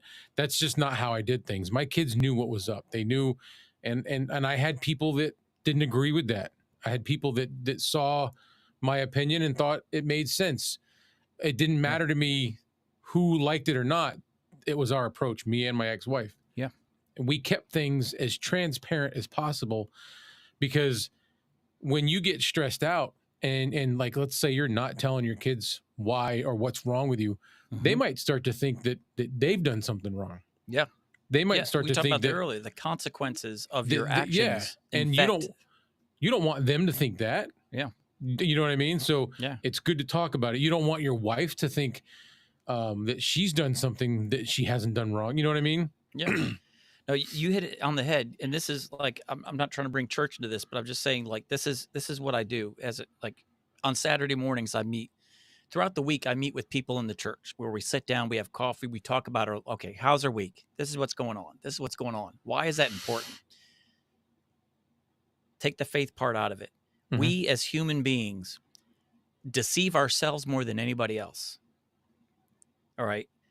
We start to get like your anxiety and your fear and your stress causes you to make decisions that may be unhealthy for you or someone around you. All right. So you're deceiving yourself because you're just looking for air. You're drowning and you're fighting to get to the top for a gasp of air. So when you're doing that, you don't care about anything. When you get to that point, you're willing to pull some people down around you to get there. If you got to get there, it's a fight. It's a survival mode. So you justify, this is the big word, justification. You start to justify your behavior because you're in survival mode. But sometimes we deceive ourselves that it's okay to be that way. You need to be able to sit down with someone like you're talking about to talk about it out loud because you need someone to call you out on your BS. And what I mean by BS is your belief system. All right. I believe that it's okay to react this way. It's okay to do this. People just need to get over it because I'm angry, I'm upset, and I'm stressed out. Well, the people that You need someone to look across from you and say, "Hey, I get it. You're stressed." But the people who are suffering have nothing to do with your situation, but they're the ones that are getting all the flack. They're the ones that are getting the toxic part. You're taking vinegar, which is your stress and your anxiety, and you're dropping it in a pitcher of water that the whole family drinks out of. They did nothing to deserve that Right. vinegar, but you're forcing them by just dropping it and getting you're What's giving the you're there's taking it out on people around you. there's a saying You're about that, tainting the water. about blood, like the blood, spilling blood on people from like what's the saying? I don't know. Where somebody else cut you, but you're letting that blood drip on the people that did nothing wrong. Yeah. Yeah. That's what I'm saying. Like rarely, and I mean this. If you really look at it and you were to be honest and objective and painfully objective to yourself, 98% of the negativity in your life never gets pushed back on the person who gave it to you. Right. It's everybody else. Because here's the thing, we take advantage of all right, we might be hitting home, not with you, me and you personally. Well, I'll say for me personally, but for people watching, we take advantage of our spouses because, okay, this person at work or this person in this circle did this to me.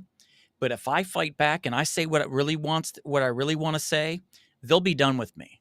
They're done. They'll walk away. And I need that person, whether they're a friend, whether they're family, whether they provide something for you selfishly, but you're not willing to cut that slack. You're not willing to offend them. So we take it home and we take it out on our spouses. Why? Because they're not going anywhere.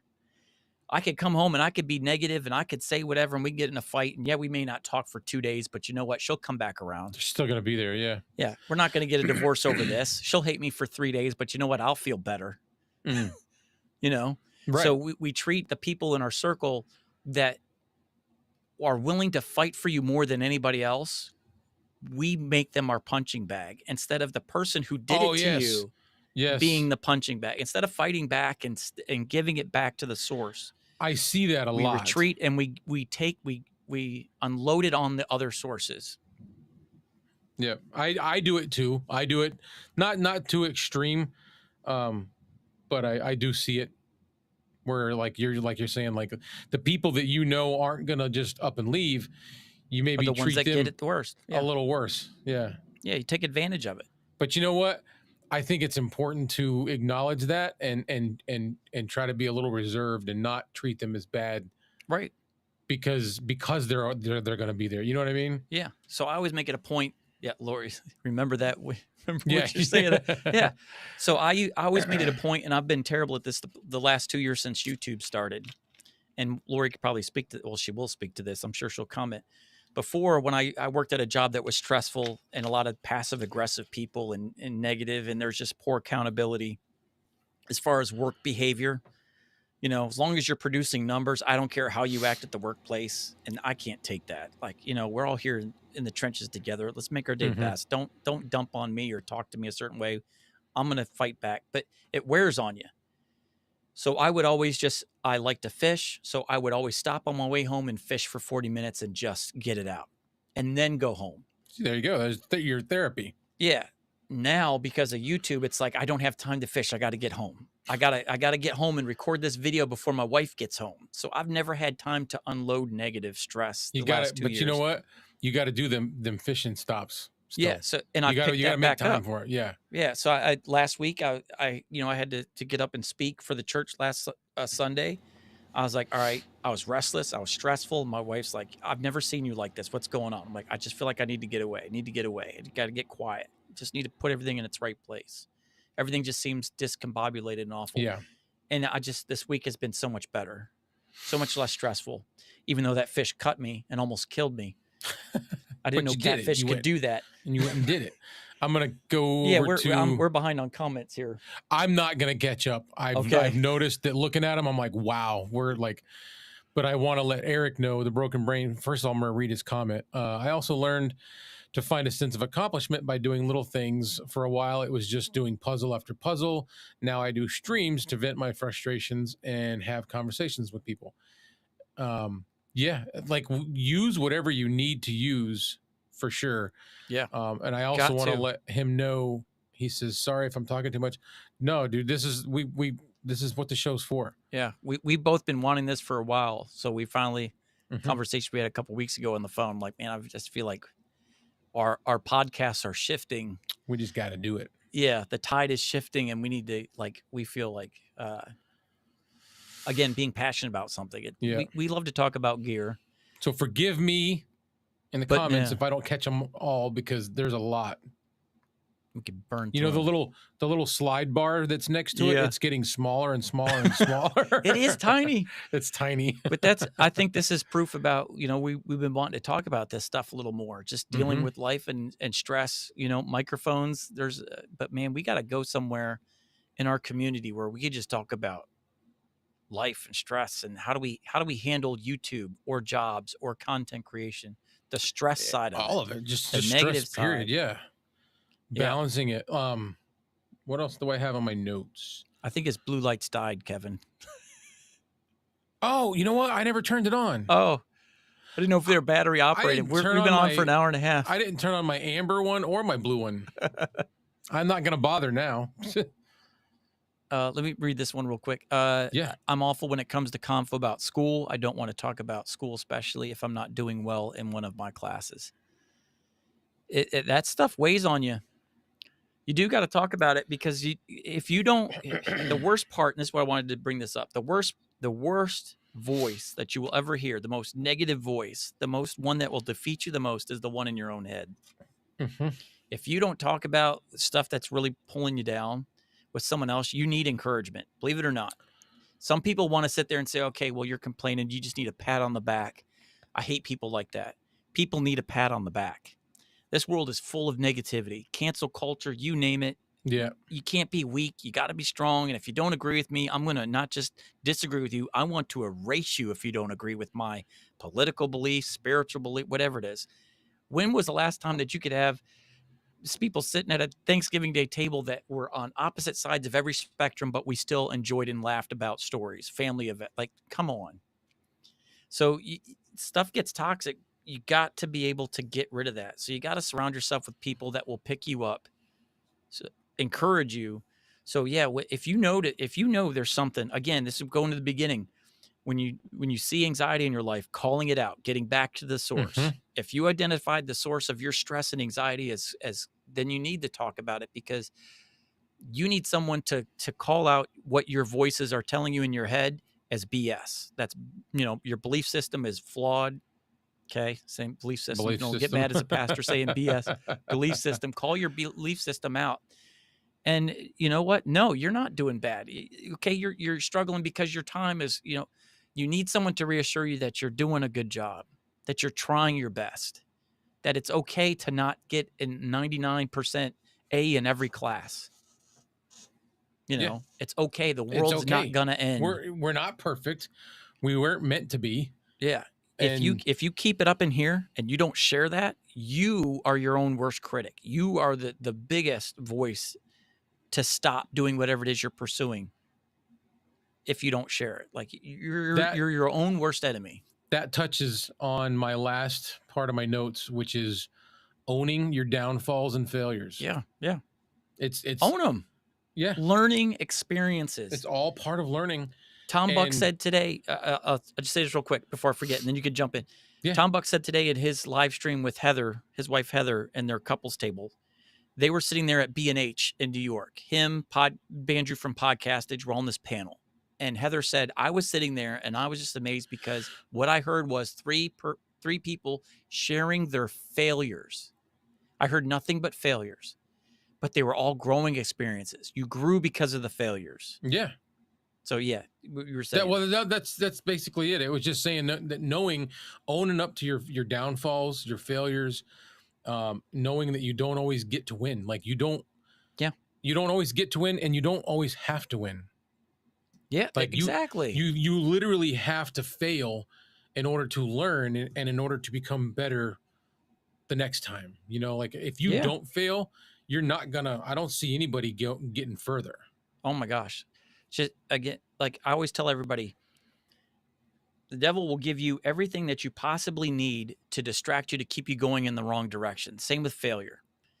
If you don't fail at something that you're not the lane you're not supposed to be in, if you're doing something for someone else and you're getting success every step of the way, you are going further. A golfing term, you're hitting a golf ball deeper into the woods. You still got to go get that ball, Yeah. or you're going to hit somebody. Yeah. You got to know where to. You got to learn how to hit the ball in the right direction. So if you failed by hitting in the woods, you're going to stop. You're going to do everything you can to learn how to hit it straight. So again, if you're failing at something, that's a blessing, because it's telling you this isn't my lane. Sometimes it is your lane and you're failing, you're learning how to do it better, but it's that self-audit time. All right, I failed at this. Is it because something I did, or am I just, was I doing this for the Am wrong I reasons? approaching it wrong? Right. Was I doing it for them, or was I doing it for me? I failed because I was trying to provide a need or a service or do something for somebody that I'm not skilled at. I was trying to fill a need that someone else should have been filling. I talk about this in the church all the time. We talk about filling seats with serving. Sometimes we try to do 20 different things because the church needs 20 different things. Well, if you're trying to do 20 different things, you're robbing a seat that someone who actually wants to do something can't sit in, because you're doing 20 different things.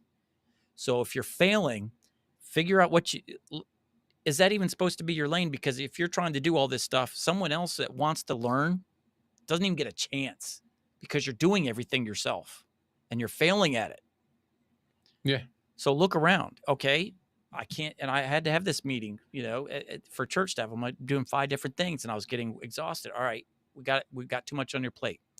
What do you want to get rid of? What am I failing? That was my thing. What am I failing at the most? Okay. Am I failing at it because I'm not good at it?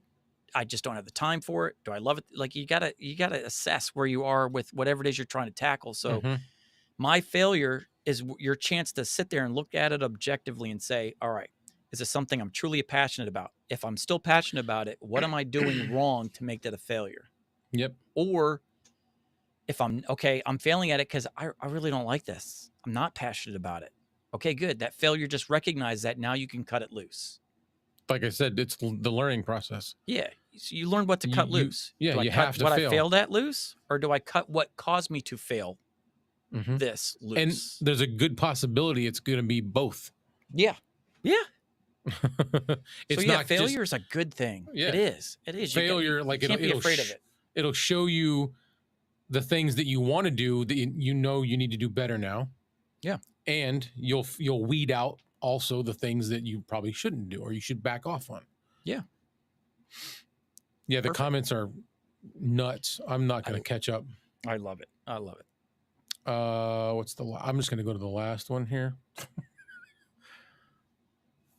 Kevin and Felix from the Mod Squad are 2 great people stuck in a dark place, and they helped me out of it. Boost the tribe. Boost the tribe. The most important thing is recognizing you're not alone, surrounding yourself with, I can't say this enough, identifying the people that reach out to you when you don't reach out to them. How many one-way relationships do you have in your life? How many people do you talk to simply because you initiated the contact? You need to start surrounding with people that will say, hey, man, I haven't heard from this guy in 7 days. Everything okay? Surround yourself with those people. Because when you start letting anxiety and fear like really overwhelm you, again, we retreat. You right? shut down. We shut ourselves out. You need them people that will call you out and say, hey, what are you doing in there? Where you been? Where'd he go? What? Get out of there. Come on, man. Let's go out to lunch. That's a good point. Let's go do something. I have me and both my sons have this I guess it's a bad trait. We don't do it intentionally. We will not talk to each other for a long time. And there is absolutely no negative reason why. And then all of a sudden we won't stop talking for weeks. And then we'll stop again. It's just, yeah. And there's a flip side of that too. It's important to surround yourself with people who do reach out, but it's also important to surround yourself with people who don't get offended if you don't talk to them. And like Bark and I, we could go a stretch where we're talking like every other day about something from fantasy football to Mike reviews or something. And then we just don't say anything to each other for like 2 months. Because they take accountability for it. Yeah. And they say, well, you know what? I'm no better. I haven't reached out to you either. So yeah.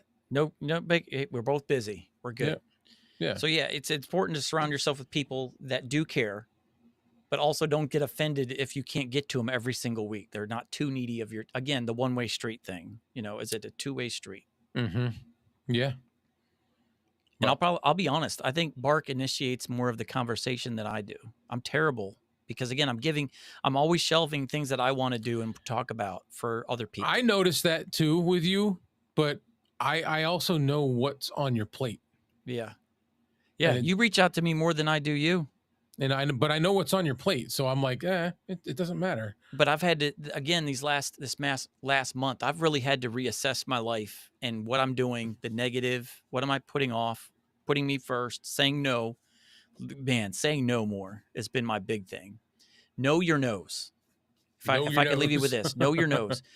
You try to say yes to every person, you think you're not doing no's any. If I'm saying yes to everything, then everybody's happy. But really, when you say yes to everything, you're saying no to a lot of other To things. somebody Yeah. So because you can't keep up with all those yeses. yeah. So when you say yes to someone, who are you saying no to? Know your no's. So if I say yes to this, who's going to be a no because of this? Who's paying a price? Yes. So know your no's, and that's been my phrase for the last month is know my no's. Okay, if I say yes to this, who's going to suffer? I just can't stop thinking about a nose every time you say that. Know your no's. Know your nose. So yeah, I've had to get to that, and yeah, I got to get better at it. So I'm surrounding myself with people now It's a that good one. participate in my circle. They're not. I'm getting involved in projects with people that are motivated to go without me having to do everything. So, and that's including ministry. Like I got a guy that was looking to do something and he jumped right in and he's just running with this thing. Thank God. Know your Joe. Yeah. Know your Joes and know your no's. I say know your Joe. Yeah. And that's for content creators. It's important to team up with someone who's willing to do the work with you and not dump everything on you. You and I work together. Mm-hmm. We help each other out. We balance each other out. There are days It's where, good. today you were running and I was sitting here with nothing to do. What can I do for you? Let's roll. Yep. And vice versa. Like, Mike you were setting up the streams every week tonight, guys. Yeah. And 9 times out of 10 before this, you were the one that was in there getting the stream scheduled. Do it. So yeah, we help each other out, and it's important to go into the trenches and content creation. Dude. I'm way better today, but this would be it's Friday, so Wednesday would be 7, 8, 9. My 9th day being sick. I can't believe that, man. Brutal. Like I almost took you up on that and broadcasted from the restroom. He's like, man, I said, maybe you need to start thinking just about setting up a live stream in the bathroom. Right there, yeah. Just don't let anybody know which room you're in. Drop a green towel or a green screen behind me. Just hit the mute button for the courtesy flush. It's been brutal, man. Like brutal. Like, I don't know. So that being said, I was all amped up about this tonight because this is my first live for the Clay Allen Chronicles. And then I was like, wait a minute, I'm not even ready. I'm not set up. I'm not like Gotcha, boo. I was like, hey Mike. Yep, gotcha, boo. I was sitting here at my desk. I was like, man, I'm home early. It's getting my life in order now where things are prioritized. I'm like, man, I get to go home early. I'm sitting here, I'm just watching a movie. My daughter runs up the stairs. Clay's trying to call you, Dad. I'm like, my phone's not ringing. It's because I've got your phone. I didn't even know I didn't have my phone. So I was like, got something to do. I got bad news for you, Chris. I am the king of TMI. Yes. Yep. I am not bashful. Yeah. Yeah. I was like feverishly trying to get a hold of you. I'm like, oh, I need to ask him. Should we do this or not? Yeah. Outsider Jess says, I wish I had someone to do content with having someone disguise your weakness and boost your strength. Don't get frustrated. I wanted to have someone to do a live stream with for 2 years. You got to be paid. You got to find the right person in your circle. Like it took me 2 years to stumble across and run into Clay here, and it's been magical. Yeah. So just be patient. Don't jump in with the first person, because I've had a lot of people say, "Oh yeah, I'll do a podcast with you," But are they doing it with you or Right. riding on your They want to. You're right. coattails? Oh yeah, you do all the work. I'll pop in there and do whatever. So what I would always do is I'd mention, hey, I'm looking for someone to. Oh, I'd do it with you. Then I would stop and not say a word and see if they would take the next step. Hey, what do we got to do? What do I need to do? And they would never respond. So it's just like, okay, you got to find that person who's willing to jump into the trenches with you and do 50% of the workload. Yeah. It's a team. It really is a team. And there's a lot of stuff that goes into setting up a live stream. It's not just, hey, go live. You got to spend time on graphics. You got to spend time. I mean, if you want it to look professional. Yeah. Yeah. You got to get the music in there, the countdown timers. Then, then you're going to find out, like we did, first live stream or two, you're going to have problems. Then you got to figure out how to fix those. You got to spend time fixing the problems. How to get around it the next time. Yeah. How to schedule your live stream notifications. It took us a month. But with a lot of help from Chris. Yeah.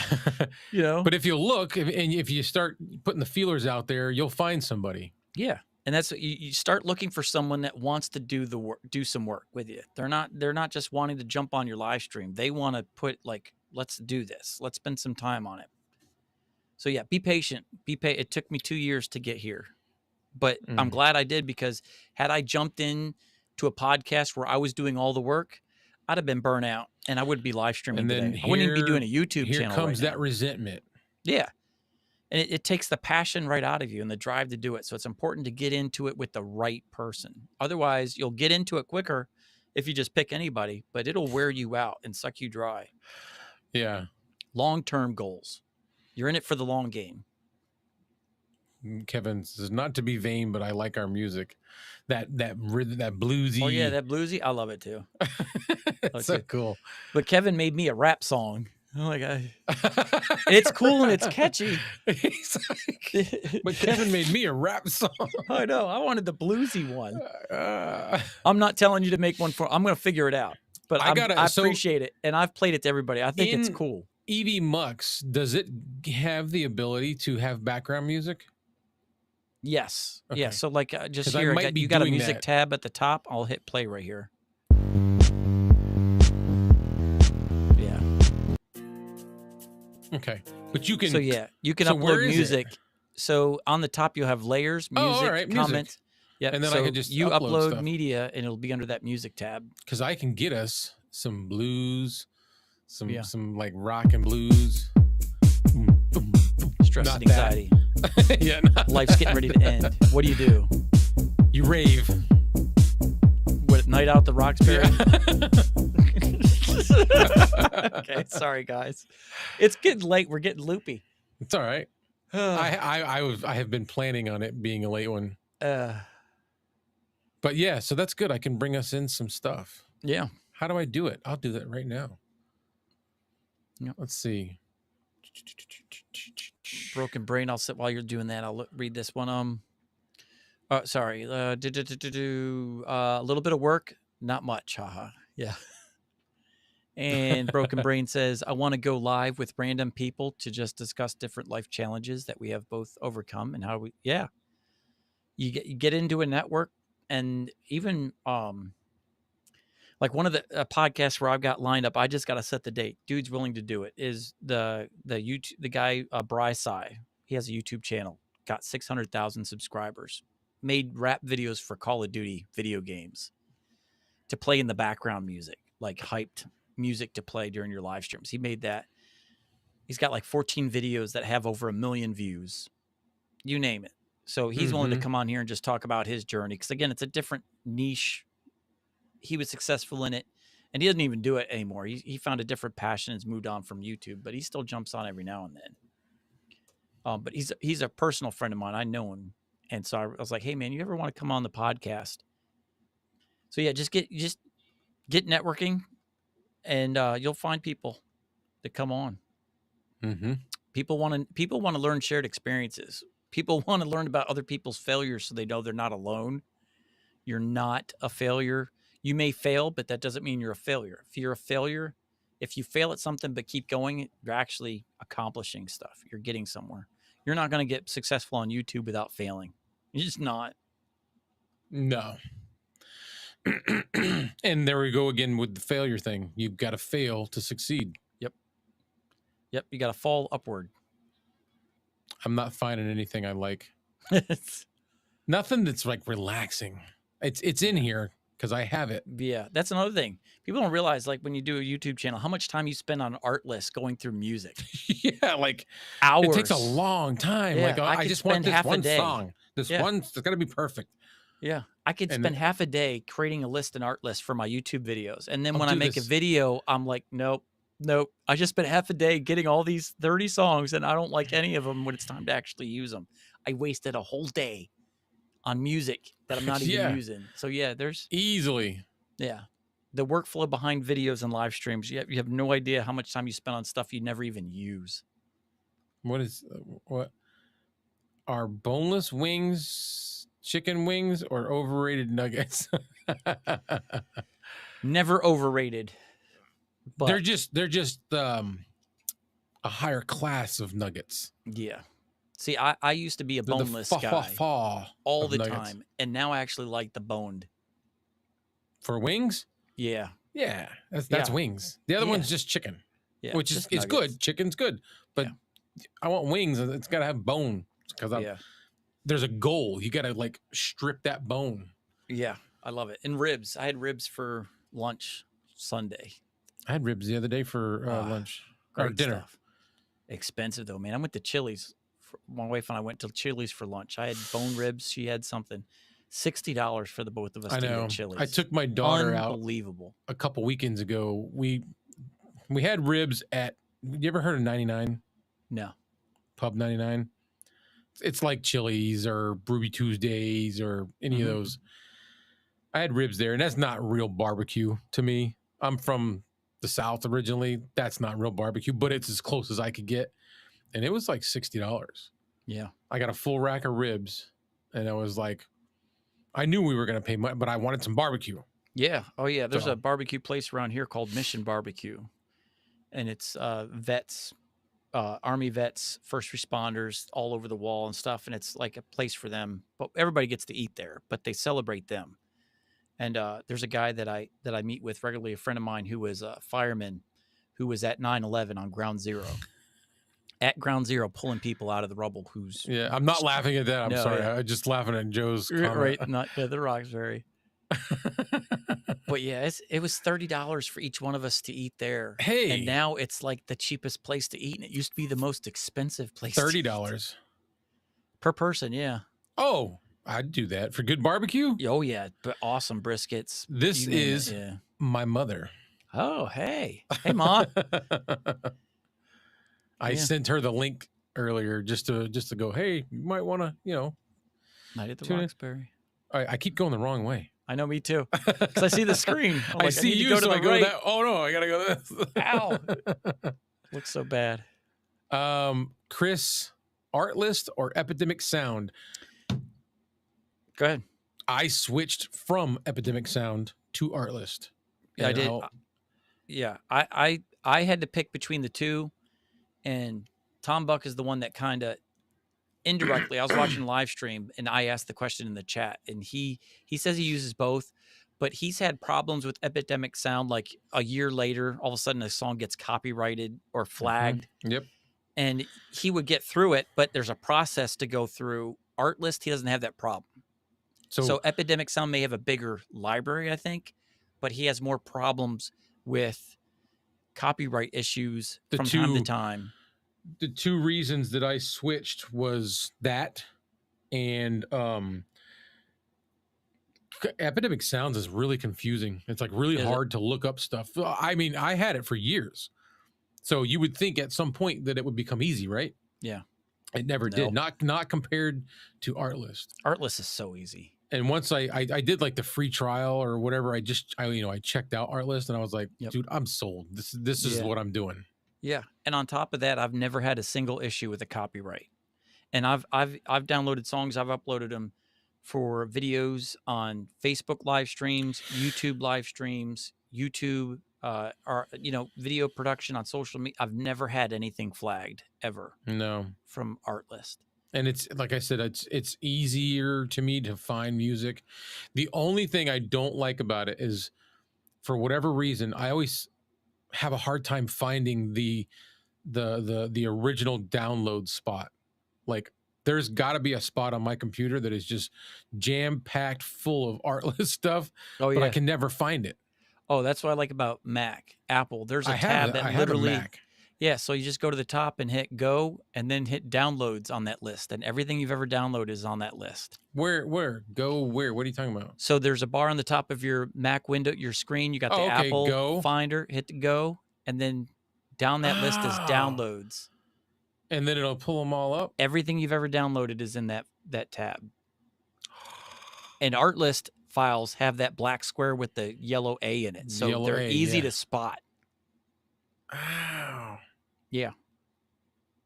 That's Wait, my I don't most see? go-to tab. So I see them. Well, there's Mhm. like one. No, so I don't know. Well, maybe I should expand the window. Yeah. I make it full screen to see everything. Because Yeah, on the but right it'll say show so all. So it'll in only that do like a row of it, but if you hit show all, it'll go to everything that's in that previous 30 days, June, view, May, I've got April. 1, 2, 3, 4 artless files, and that's it. 8, 9, 10, 11, 12, 13.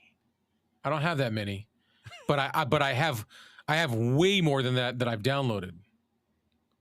Where are they going? You see what I'm saying? They're going somewhere. If you pull them out of your download file and put them in a folder, that's where they would go. And they're not always the A. Like sometimes Artlist is just a white square with the music symbol in it. I've got a bunch of those. Okay, all right. Yeah, I've got two next to each other. One is in a black with the A, and the other one's a white with the music symbol next to it. And they both came from Artlist.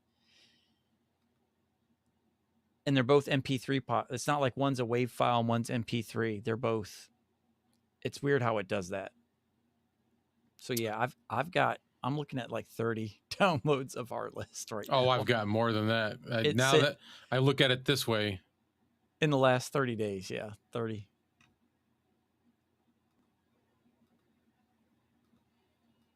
Yep. I'm just looking through. I know we're like, sorry, we're at the 2-hour mark. How do I turn this off? How do I turn this off? I was looking for music for us to use to play in the background. Oh, hey, look, there's the red cabin acoustic stuff.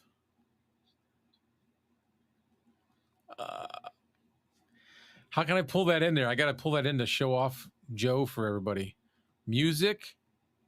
Yep, just go to music, click that, or add media for layers. Add new layer. Then you can add media. Oh, I thought you had to go through music. Add new layer. It'll go to your music. Once you download it, it'll end up under your music tab. So media. Then what do I pick? Apps, widgets, media share. Yeah. Sometimes you can just drag it here. Media files. Yeah. Oh no. And that's how you find it once it's in there. It's freaking out on me right now. If you want to bring it in there, just drag the file over top our window on your screen, your preview window, and it'll automatically download into EVMux. While you're doing that, I'll catch up on some comments real quick. Hi, Ma. Chris says. Thank you, Chris, for saying hi to my ma. Outsider Jess, the tipping thing is going to make people slow down on ordering food. It has become an inconvenience and too expensive. That's a whole bugaboo for me. When you go to like a restaurant, you go to a drive-through and they hand you a receipt to sign and it says tip. Like, it's a drive-through. Why am I tipping? Then you feel like a jerk when you like cross out the tip and just do your total. Oof. Anyways, that's a topic for another live stream. Let's save that. That's a good one. That's a good one. This is why I use copyright-free services from YouTubers where I can download. Hey, Stream Beats from Harris Heller. I used that for my first 2 years before I jumped into Artlist. Great stuff. Great stuff. And it's a huge, huge library he's got. Oh yeah, Chris says it right next. You could always use Stream Beats. Yep, Chris was on it. Yep. Stream Beats by Harris Heller. I still use it from time to time because what I found is when I try to make DVDs of videos and stuff, sometimes I burn DVDs of video production projects that I make. If I try to bring in Artlist, music, sometimes it gives me an error when I'm trying to burn the DVD Mm-hmm. because it's got that copyright. But when I use And Stream Beats for my background music for video projects, it never fails. It always goes through. it doesn't want to let me upload it. Ooh. Let me try this. Oh, is the Stream Beats website back now? I haven't seen it in a while. I want to search it up. I'm not sure. I know you can go on Yeah, it's not letting me do it. Spotify. Spotify, you can get Stream Beats. Just play it in the background. Let me look real quick. Chris is on it. I Know your have Joe. to. What streaming This is software are we using? horrible, Mike. What? I have to let you have the wheel for a little bit by yourself. Okay. We are using EV Mux. I will be right back. All right, I got you. We use EV Mux. Clay used to use StreamYard, but he's moving over to EV Mux. StreamYard, this is just like StreamYard, except better. It's like they took everything that was good about StreamYard and they made improvements upon it. I think StreamYard sold ownership to someone else and they just stopped upgrading it and trying to make it a better product, and things were happening and they weren't really on top of it. They used to have town hall meetings where you can go in and share your frustrations and needs for upgrades and things like that, and StreamYard stopped doing that. EV Mux, you get more features for the same price. So like I can get 1080p for $25 a month, and stream in 4K also. I think for $25 a month. StreamYard I think was like you can only do 720. If you wanted 1080, you had to pay the $40 package or something. So yeah, you can get more features in the middle package. In StreamYard, you'd have to pay more. So I love it. I love EV Mux. It's not as known as StreamYard. They just started like maybe 2 years ago, but it's perfect. It's so user friendly. So user friendly. What camera is Mike using tonight? I'm using my Sony ZV-E10. I actually am getting ready to do a video review. I wanted to use this tonight, which is my webcam I just got. It is the holding up box. I know you guys have been asking about a video review of this, the Anchorworks C310. I went ahead, broke down, and got it. So I've been saying no to other people about stuff they want to send me, and I went ahead and bought this webcam. And I wanted to use it for the live stream tonight, but I did not get it hooked up in time to get it dialed in. So using the Sony ZV-E10, I'm using the Fifine K669D microphone. It's underneath the Rode WS14 pop filter. I got a little foam spacer to fill in the gap so it fits on nice and snug. Got rid of the shock mount, kind of cleaning up the look. And I'm using the Vocaster 2 for my audio interface tonight. Broken Brain Show says, I've always had a hard time talking with church people and therapists because they always want to talk instead of just fully listening to what is being said. My channel gives people the ability to talk. Yes. Dude, people just need to vent in a safe place. We've lost that, where we can go, like, you got to be able to speak your mind, talk your frustrations, and not be judged by what you're going through, because sometimes what you feel is not how you truly are. It's just you're trying to process stuff. So you think the voices get inside your head. You start beating yourself up over it. You start thinking and looking at people differently. That's not who you really are. That's just how you feel. So letting him talk and get it out, just purge all that stuff. It's huge. So like what I do when I meet with people, I meet with several people for coffee, lunch, and I just sit down and we just talk about life and just getting it out. No judgment. Just get it out. Talk out loud. Sometimes you don't realize how ridiculous your thoughts are. They make sense when you keep them to yourself, but when you say it out loud to another person, you actually start like, man, that does sound kind of weird. Man, I am overreacting. Or man, I am really belittling this thing that actually should be a bigger problem.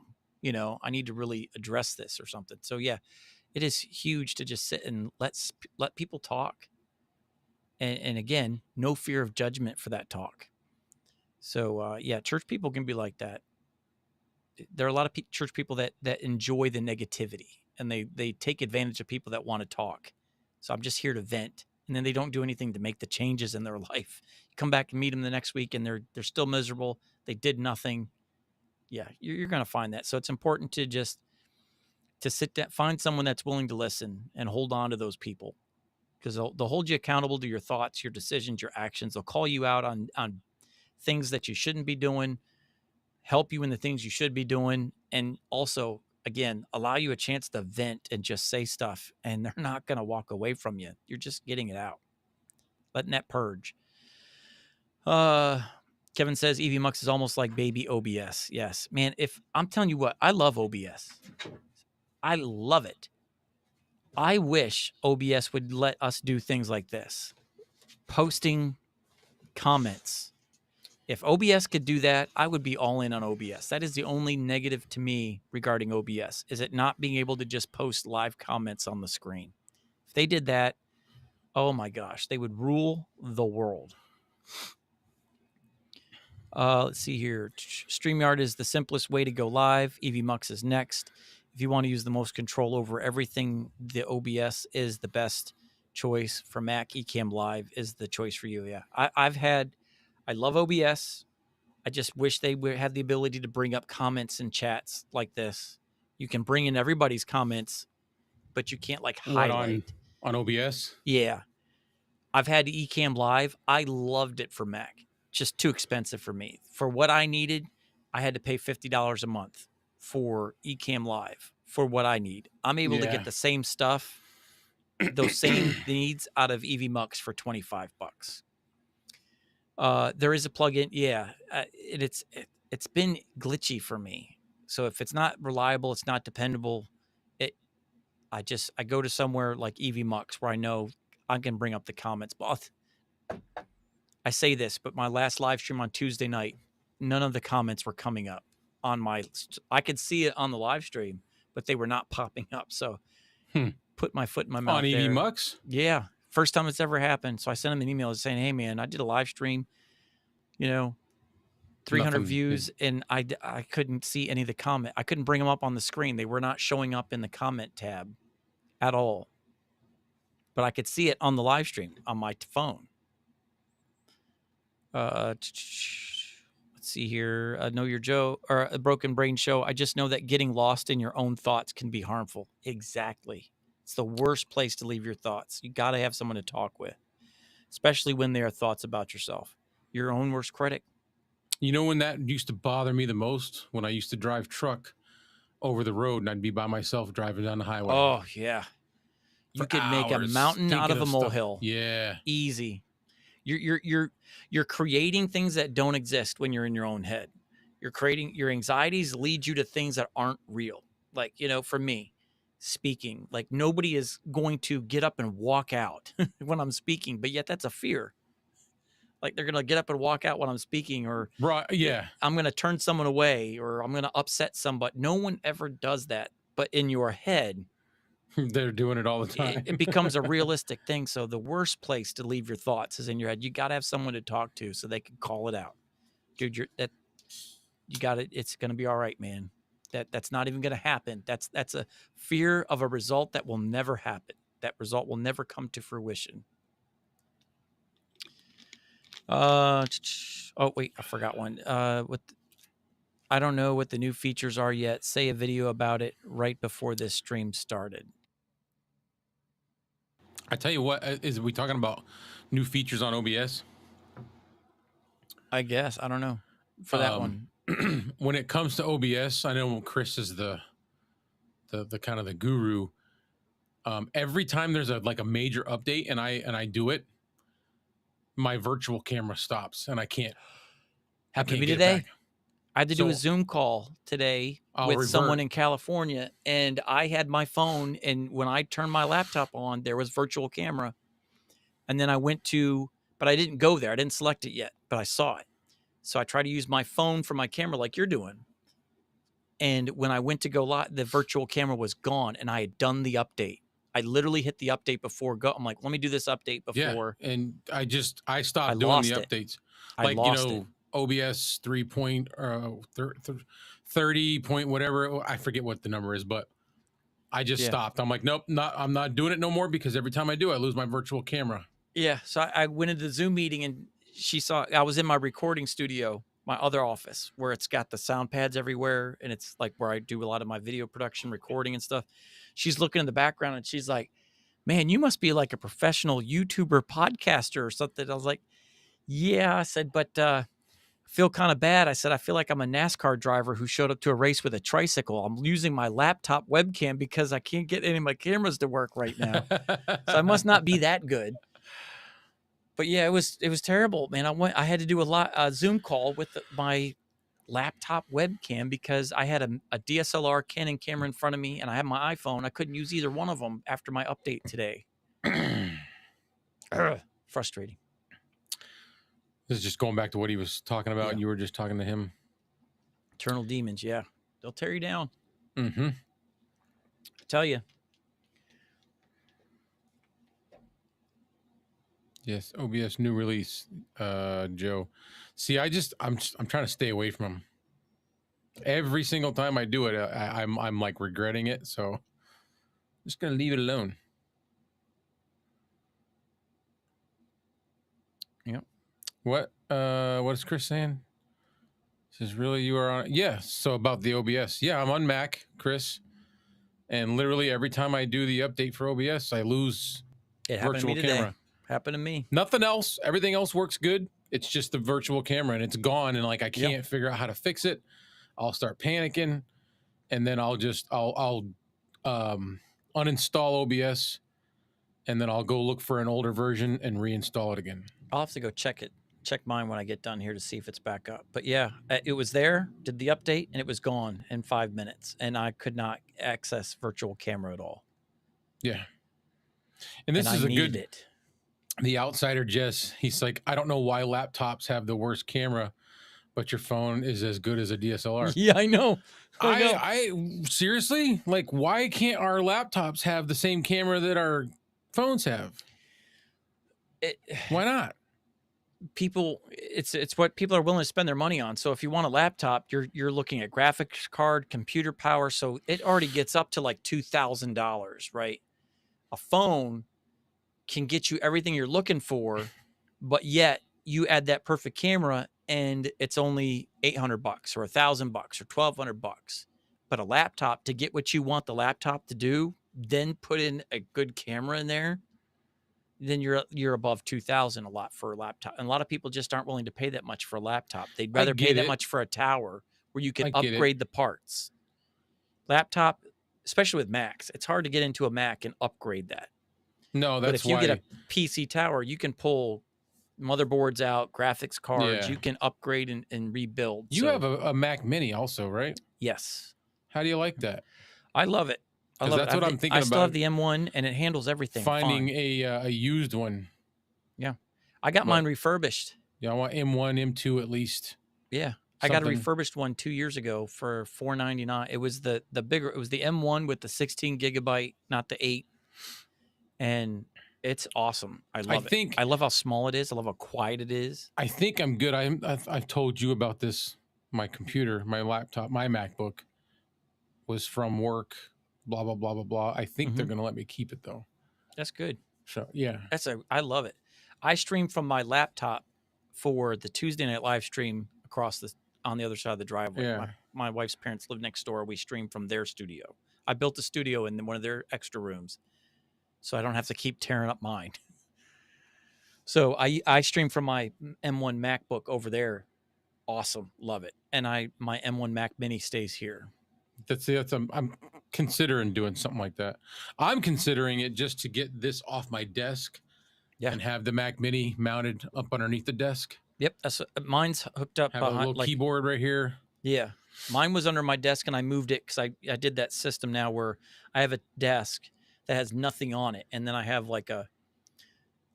almost like a wall partition, like a concrete barrier on a freeway, and all my monitors, computer, and everything is mounted to that, separate from my desk. So when I need to pull my desk out, I'm not pulling the whole thing. So. Is he talking to me or you? My Joe, know your Joe. 16. Get 16. Your RAM? Yeah, 16 gigabytes RAM is what I have. Tom Buck has an 8 gigabyte M1 Mac Mini, and he says it handles everything fine for him. But I did notice he always talks about how, like, when he does a live stream or whenever he tries to record a video in OBS, Mm-hmm. and instead of recording directly to his camera, he's sending his video feed and everything into OBS, that sometimes he gets glitchy. Sometimes he lags a little bit. Yeah. Yeah, that's So probably the only this thing. I would definitely get 16 if you want to be able to use, like, a lot of my YouTube videos. I stopped recording separate to my camera and my audio. I've this started to one do here is more. maxed out. Yeah, is it? This one is like, you ready for this? It's the Yeah. M1 Max. Mm-hmm. I have 64 gigs of RAM. Is it the studio, the thick one?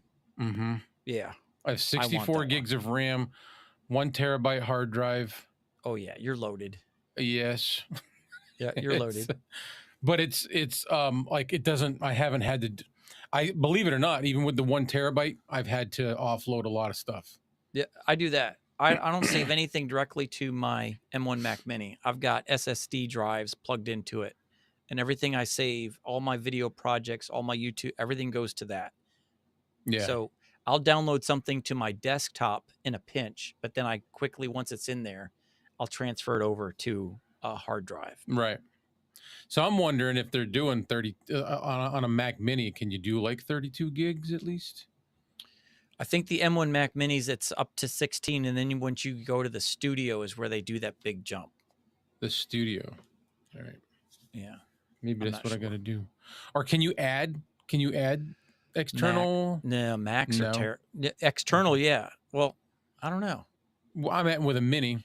Yeah, I don't know if you can add an external one or not. I'm not sure. We'd have to get my Apple buddy, who is, I mean, literally got like autographed stuff from the Woz or whatever, Steve Wozniacki, whatever his name is.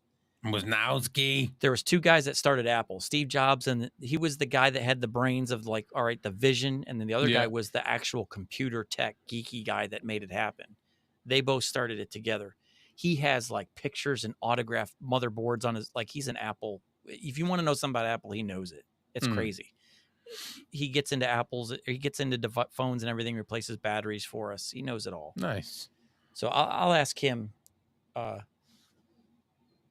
Crazy show we got. We're talking about computer specs now. I know. Anxiety, stress to pizza, to life, to punching bags and getting sheds to become rage rooms, to the main topic boards. was Steve anxiety Wozniak, and stress, and that's just the opener. Yep. After that, it can be whatever. That's another thing. I asked him too. I said, you know, his name's Colby. He's been on we used to live stream to my personal Facebook channel. He would watch these live streams. I don't know why I stopped doing it. Wozniak? Yeah, that's him. And I asked him, I said, would you ever be willing to come on our live stream? It's just, if people have questions about Mac, Apple, you could answer them for us. He's like, oh yeah, sure. And he's the guy that turned down the microphone when he won it. I'm like, dude, you needed that microphone because I want you on the show for an Apple podcast. It's just our Apple edition. You got Apple questions, he's got you covered. So Know Your Joe said you can add external drives to Mac. Okay. I mean, I know I use external drives. We're talking about use RAM. SSDs. I've got an HHD 4 terabyte on the desk. Yep. Then I've got like small SSDs. Yep. But I'm talking about, we were talking about RAM. Yeah, external RAM. If you can add external RAM. Yeah, I've got 2 external drives, an SSD and a hard drive, both connected. Kevin pulled us right back into anxiety. Yeah. CPUs give me anxiety. Yeah. Tell me about it. Tell me about it.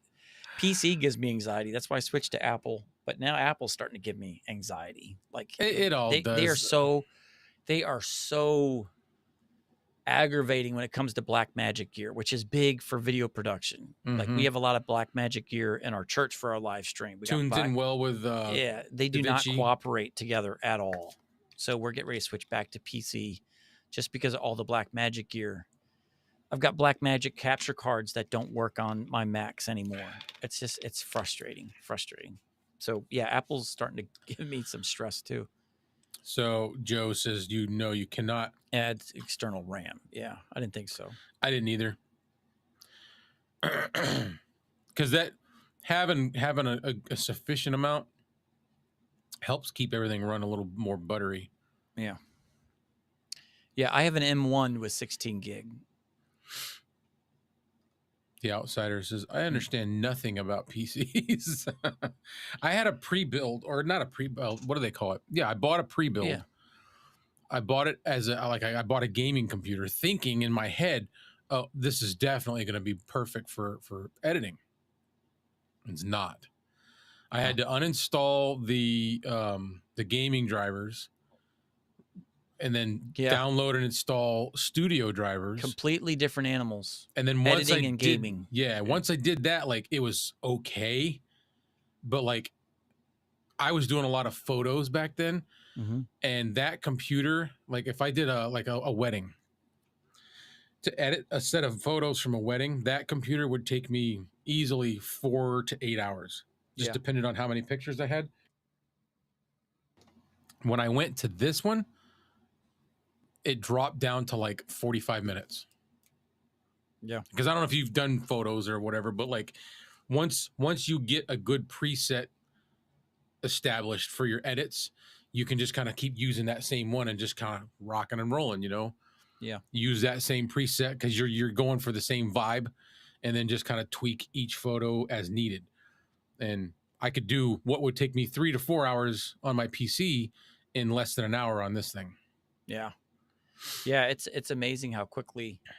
Same thing. The editing, uploading, editing in 4K. Like my timeline, I had a PC where I was trying to edit in 1080, and I switched to try and make videos editing in DaVinci Resolve in Mm-hmm. 4K, and it would crash. And it would Yeah, crash before it would do the auto save. right. So, it would auto save every like 10 minutes. Well, let's just say it did the auto save. Then I spent 9 minutes getting through a really tough section. I had one more minute to go for the next auto save, or so I'd lose it. But yeah. So when I switched to the Mac, DaVinci has never crashed on me in the Mac. Does it work well on the Mac? Yes. Yes. It's Know awesome. Your Joe says the new Mac uses some sort a sort of shared memory between RAM and external SSD. On mine, I think this is what he's talking about. That 64 gigs of RAM, it calls it unified memory. Yeah. I've heard that, where it Yeah. pulls resources from other. Yeah. Which that's what RAM. I believe that's what RAM is anyway. It's like it borrows a little here, puts it back, borrows a little, you know. Yeah. I don't know that much. I just know that that Mac it pulls. Hopefully, I have my Mac for editing, but I want my gaming PC to game on. Yeah. Yeah. PC's better, like, and gaming availability. It is hard to get certain games on a Mac. You just can't get them. Yeah. They don't offer them in Mac. I haven't even tried.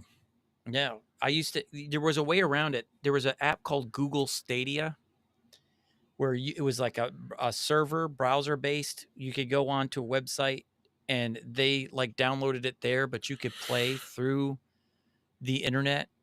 And when that crashed, I've lost my ability to play Madden on Mac and on my Mac Mini and all kinds of games. So I don't even bother with games anymore. And the same could be said for monitors too. Like monitors, gaming monitors and editing monitors are two completely different beasts. Like they tell you when you're editing, don't get a monitor that has 165 hertz refresh rate. You want 70 or something. It's a completely different thing as Editing far as like visuals. video, or yeah. Because I have no choice. I use my my gaming monitor. I have two. I have two gaming monitors, and then I have a regular editing monitor over here. But I never swipe it over to that one. I have a 32-inch monitor in front of me, and then two 24s on the side. Right. The 24 inches on the side are for editing. The one in the middle is a gaming, but I like the bigger screen. So what I do is I just cut my timeline up and get my graphics. But when I want to look at video quality, I will usually like upload it and then watch it, preview it on YouTube on my M1 Mac Mini or M1 MacBook, because the screen on that thing is about as accurate as you can get for color accuracy. Yeah. So for color correction, to make sure my colors are right, I'll watch it on my Mac laptop. So I kind of do the same thing. All the Yeah. playback stuff I watch on Yes. the laptop screen. Yep. But like my editing is usually up on the big screen. Yeah. I just want to see the details. And when I'm trying to edit, I pay attention a lot to my waveform, my audio for my edits, where to edit. So I need that detail, the fine tuning details, Is it the fine detail? the fine details. Yeah. I'm still waiting for something from them. I Oof. know. They sent me pictures. Um, No, I have not played college football 25 yet. I've been so busy. I know when I get that, life will stop for me. I will shut down and life shut will myself stop. in for like 2 weeks. So I'm like, I don't want to get it until I get through this past week. I'll probably get it next week. I'll probably get it. I'm So, lost. I'm not a sports guy, oh, and so. I love college football is my jam. I've My been stuck son's with doing. Madden. I think I told you that. Yeah. He was building a team the other day. Like, I don't know. I don't know nothing about it. I'm like, I loved college football. They stopped making it in 2014. I had a copy of it somewhere, and you could sell them on like online for like $300 the game just because they didn't make it anymore. So I was like, man, I know I got this game laying around somewhere. Let me go find it. I couldn't find it anywhere. I found the case and there's no game in it. I'm like, but yeah, they finally come out with this year. I'm excited. I love college football. Mac Mini with. I'm assuming he's M1. The dollar No, sign 4 is the M4. M4. So M4 processor to be released sometime between the fourth quarter and the first quarter. See, but I'm not going to be able to afford to get one. I'm just going to have to keep going with this M1 Max. I'm going to stick with the M1, and my Yeah. next computer will be PC because I'm getting to the point now. There's certain microphones that will not work in USB mode on a Mac. The Beacon mic, the Rode XDM 100, those are mics that you could plug them into your Macs and they will work, but the software will not work. So it's like I have a PC laptop, but it's so old that it won't capture video. So it's like, okay, I could do the test on there, but I'm going to have to record separate to a camera and edit. It's a lot of work. So I want to get a PC. And now the all-in-one mini PCs, them things are packing a punch. Yeah. I forgot what channel is I watch. Something I forgot what it is, but he builds them. He's up there. Got a couple 100,000 subscribers. And he did a benchmark test where he compared it to the PC Mini to the M3, and the PC beat out the Mac in the testing for certain things. And it came out to like $900 for this mini PC. Like in processing? Yeah, all of it. Huh. Yeah. See, so that's why I like this MacBook. That's why I switched back to iPhones, because I was always an Android buff. Mm-hmm. I switched back to them all because of their processing, because they just handle things. Apple does. Kevin said he has the game and it's so good. I'm sorry if I'm talking too much. Who? Me. Oh. Let you talk more. I'm hogging your live stream. Who, you? Yeah, my wife yelled at me. Oh. Let Clay talk. You're talking too much. No, it's all right. Yes, dear. We're beyond beyond what I was the show was about, so we're good. Yeah. Now we're just hanging out. Yeah. What's he talking about? Holy smoking bankroll Batman. It was on there and I clicked off it by accident. Yeah. 20. I couldn't afford it. But it came out. So Mac Studio 2. See, but that's what I have right now, a 64 gig RAM and a 1 terabyte hard drive. I already have that. That buddy of mine, that's an Apple guy. He has that Studio. And he said it's more than what he needs, but he just wanted one because it was the new one. He just has to have the cool it's called Apple future toys. proofing. Yeah. Well, he's got gas syndrome with Apple. If it's new, he buys it. Yeah, I don't. We do it with microphones. He does it with computers. I wouldn't have this if it wasn't for the help that I got getting it. There's no way. This was $4,000. Yeah, I can't do stuff like that. Yeah, I can't either. Outsider Jet. Yeah, I love everything about Apple. I just wish it could do gaming better, but their graphics cards are terrible for gaming. So like a lot of companies don't even offer an Apple version to download because they know the graphics card can't keep up with their product. Mm. Yeah, why aren't they good at gaming? Just pick a lane and excel at it. Oh, yeah. True, true. So we're running dry. It's probably Yeah, time to say goodnight. I think so. I'm I'm I'm I I'm always, staring into the yeah, abyss. I always look for those moments where we're like, When you finally take that breath, you know you're yeah. good. But But it, we've I had think it, quite a show, yeah, man. I think We've it went been well. Yeah, we've been rocking double digits this whole time. I think it went well. We started with double digits. They were sitting in the chat waiting for an hour before we went on. Yeah. I got M1 Mac Mini. Oh wow, for 630. See, that's what I'm talking about. I've seen Yeah. some used. I saw one. I don't remember what the specs were exactly, but it was like $500 Yeah. for a used one, and I was like, yeah. If you go to the Apple website, you can get a refurbished one from them. That's what I did. I got the M1 16 gigabyte, which was $800 brand new. I got it for $499 refurbished, and I got the 2-year Apple Care.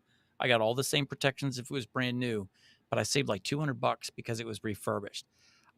My friend always told me, the guy that does the new stuff with Apple. I'm like, man, dude, I always get nervous about refurbished. He says, why? Whatever was going to happen to that thing has happened, Already and it's been happened. fixed. So do you buying brand You new and it happening you and you should be the sending it last back? person to think that way because of your philosophy with cars. I know. I know. I know. Yeah, no, your Joe brings us right back to anxiety. Yeah. Typing gives me anxiety because he said earlier, sorry, I didn't type faster. We Oh, are, just so everybody knows, if you got any questions before we, typing and texting gives me yeah, anxiety because my thumb is getting so bad now that it doesn't go where I want it to go when I'm typing. So I clip a lot of I type a lot of letters that don't belong. letters that Like don't belong. if I'm trying to do like an L or a K, I can't get my thumb over that far. So I'll be typing, it'll be like, milk. I'll be like MIJK, because I can't get my thumb over to the L. And it's awful. MIJK. Yeah. I know I'm considering getting the big phone, the Pro, or not the Pro, the Max Mm-hmm. on my next upgrade because of my eyes. Yeah. So I'm like, oh, maybe a bigger screen would be better, but I'm gonna hate that reach, that big phone, because of the same reason. Real quick, good question from Outsider Jess. Do you have a microphone that you've reviewed that you don't like the least? Do you have one that you don't even like yet? Because you may not even encounter one that you just can't stand. Do I? Yeah. I don't have anything that I don't like. I have one that every time I use it, I'm not that crazy about it. And it's I've one got that two. it's one that I got because me and you thought I would sound maybe good on it. And when I first started using it, I was really happy with it. But now every time I use it, I feel like it's just not. You know which one I'm talking about? Mm-mm. The toner TD510. I love it. I hated it. I didn't do hate like it. I did not like it, but I like it more now than I used to. I like it, but it's just not. Every time I use it, I'm like, yeah, no, it's not as good as the 688. It's not as good as the 669D. Yeah, it's a good microphone, but the more you start doing it's like, okay, it's not better or worse. You're just getting more microphones that you like more. Just different stuff. Yeah, Yeah. it's not getting bumped down because it got worse. It's just you find microphones you like better. For me, the ones I hate the most, the Toner TC310 or 510, I think it is. I can't remember which one it is. I hate this thing. No, it's not the 510, it's the 310. I think It took so much. I did get a good sound out of this, but man, did I have to work at it. I don't want to have to work that hard to get a good sound. Get a good sound out of it. No. So I didn't like this one, and the Joby Wavo pod that I just did the review. And I am not trying to talk bad about Joby. Yeah. Because they've got good products. Oh, they got great stuff. I love their little Gorilla Pod Yeah. tripod thing. I've Yeah. got that. That boom arm that you're using right now looks Love it. amazing, My favorite and boom it's arm got a right now. spot to put a drink. Yeah. I don't drink beer, It's got a but huge cup holder that's massive. that microphone just was awful. I got to a good sound with it, It but looked you neat. could not touch it. You couldn't touch the Yeah, but thing. even when you switched back to it and you had you were Yeah. all tuned in, all I could hear was that old timey radio sound. Oh yeah. And on You know top what I of that, mean? and I didn't include this in the video review, and it's a members video now. It'll be published to everybody on Monday. It's like a members benefit is when I make a video, if I get done, I upload it to the members and Mm-hmm. everybody else has to wait till Monday to see it.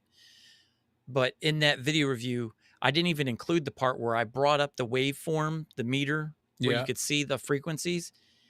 All the microphones I compared it to when I was just doing it for me, I put it up against the AM8 in USB mode. I put it up against the PD200X in USB mode. I didn't include any of that stuff because I was like, this microphone is just terrible. Why compare it to good mics? It's terrible. But anyway, it picked up a ton of the noise floor was so bad. Like I could literally see how much sound it was picking up in the frequencies that you don't even have a voice in, the low stuff. So the thumping, the booming, vibrations, they were being picked up. Other microphones wouldn't even start picking anything up until like 60 hertz and above. This thing was picking everything up from zero.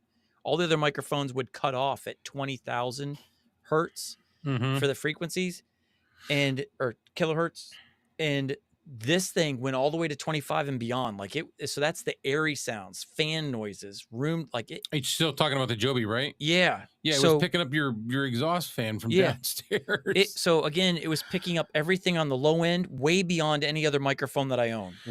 So the frequency didn't look like it, like, you know, some of them were like this, but they started a certain point, and this thing was picking up audio from left to right all the way. And so it was picking up vibrations from my air conditioner on the first floor. I'm on the third floor of my house. It was picking up the exhaust fan in the floor below me, the air conditioning unit there. Also, the little itty bitty teeny weeny fan behind my Sony ZV-10 that keeps it from overheating. No microphone that I've ever had picks up the noise from that thing. It did. So it picks up vibrations from everywhere. Crazy. Yeah, and the airy noise, the higher frequency, it's just, oh my gosh. It just pulled it all in. Yeah, But, you know, so if that's what you're going for. Yeah. So in order to get that sound you're talking about, to get rid of that, you'd have to add a low pass filter and a high pass filter, which cuts out all the high end and to all just the really put you low right end. in the middle. And then you got to do a whole bunch of work in the middle. It's just out of the box. It's like, to me, it's the equivalent of like a $5 lavalier mic you get from Five Below. Right. So anyways, I just so frustrated by that thing. Outsider Jess, speaking for me, yes, I'm a Marvel, Deadpool, Wolverine nut. So yes, I don't spend money at the movies anymore. Oh, I probably won't watch it at the movies. Yeah. I'll wait till it comes out, but I'm gonna watch it. I can't watch. I've got kids, young kids. I watch everything together with my family. I never go anywhere, so it's like that one's a little too extreme for me. And I've heard there are so many Deadpool genitalia part jokes. Deadpool, yes. Wolverine, yes. like it's extreme. I watched a video sure review by anything with Ryan Reynolds is extreme. What's his name? I watched a video. He's got a huge channel. Dang it. And he'll watch anything, but he said he felt like it got to a point where they were using language where they were just filling emptiness. Like any chance they could just put a word in that didn't even fit with the moment, it was overkill. It's like, oh my gosh, really? And he don't care about language at all. It's not an issue for him. He just felt like they were being vulgar just for the sake of being vulgar, which took away from the first two movies, because he said it was like placed in proper spot, like it made everything flow. But this one was just so over the top that you couldn't help but notice it. What is his name? I do know. Oh my god, subscriptions. Let me find it here.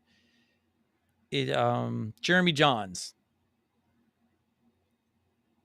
But he said it was a great movie. He just said there's times where he's watching it was just like, dude, is there any other word in the language that you're willing to use to say a sentence? So And I'm not trying to be grumpy old guy. I'm just saying he has no problem with language, and he had a problem What with is this do you know what he's talking about? With Joe channel pitch meeting? channel pitch meeting. I don't know. See, this is the only bad thing about doing a live is sometimes you see a comment and you don't remember what they're commenting Yeah, about. Black Widow also should have been rated R. I think he said. I don't know. I thought Black Widow was a good movie. Yeah. Time for the fine K669D. That's what I got now. Oh, is that what you're using? Yep. So that was both of us tonight. Yep. I took the shock mount off of it, put the original attachment on it, and then I just put that Shure MV7 replacement pop filter just for a spacer for this to sit right on it and not jiggle wiggle. And I love this. Now it looks like a Rode Pod mic, even though it's not. It's my K669D. He said pitch meeting is a movie channel. Oh, okay. Pitch meeting. Yeah. This is the one. I've seen that. I've seen that. The Love added pop filter inside of it. Yeah. I also have an extra layer of that too. I cut the tip off, and it's packed in at the end. Inside? Oh, inside there. Yeah, I've got it inside here. Yeah. Yep. I cut off the tip of the MV7 and I put it in there for a little extra. And then I put the bottom half on here so it sits on there nice and tight and doesn't jiggle wiggle. Snug and now I can have colors on my K669D because they don't make pop filters for this thing. I have never seen anybody say this. Outsider Jess, I don't really like the 669D. Whoa. Well, I've just equal opportunity channel. Yeah. Hey. I just never seen that one. Everybody likes a different flavor. I love the K669D. Love it. Love it.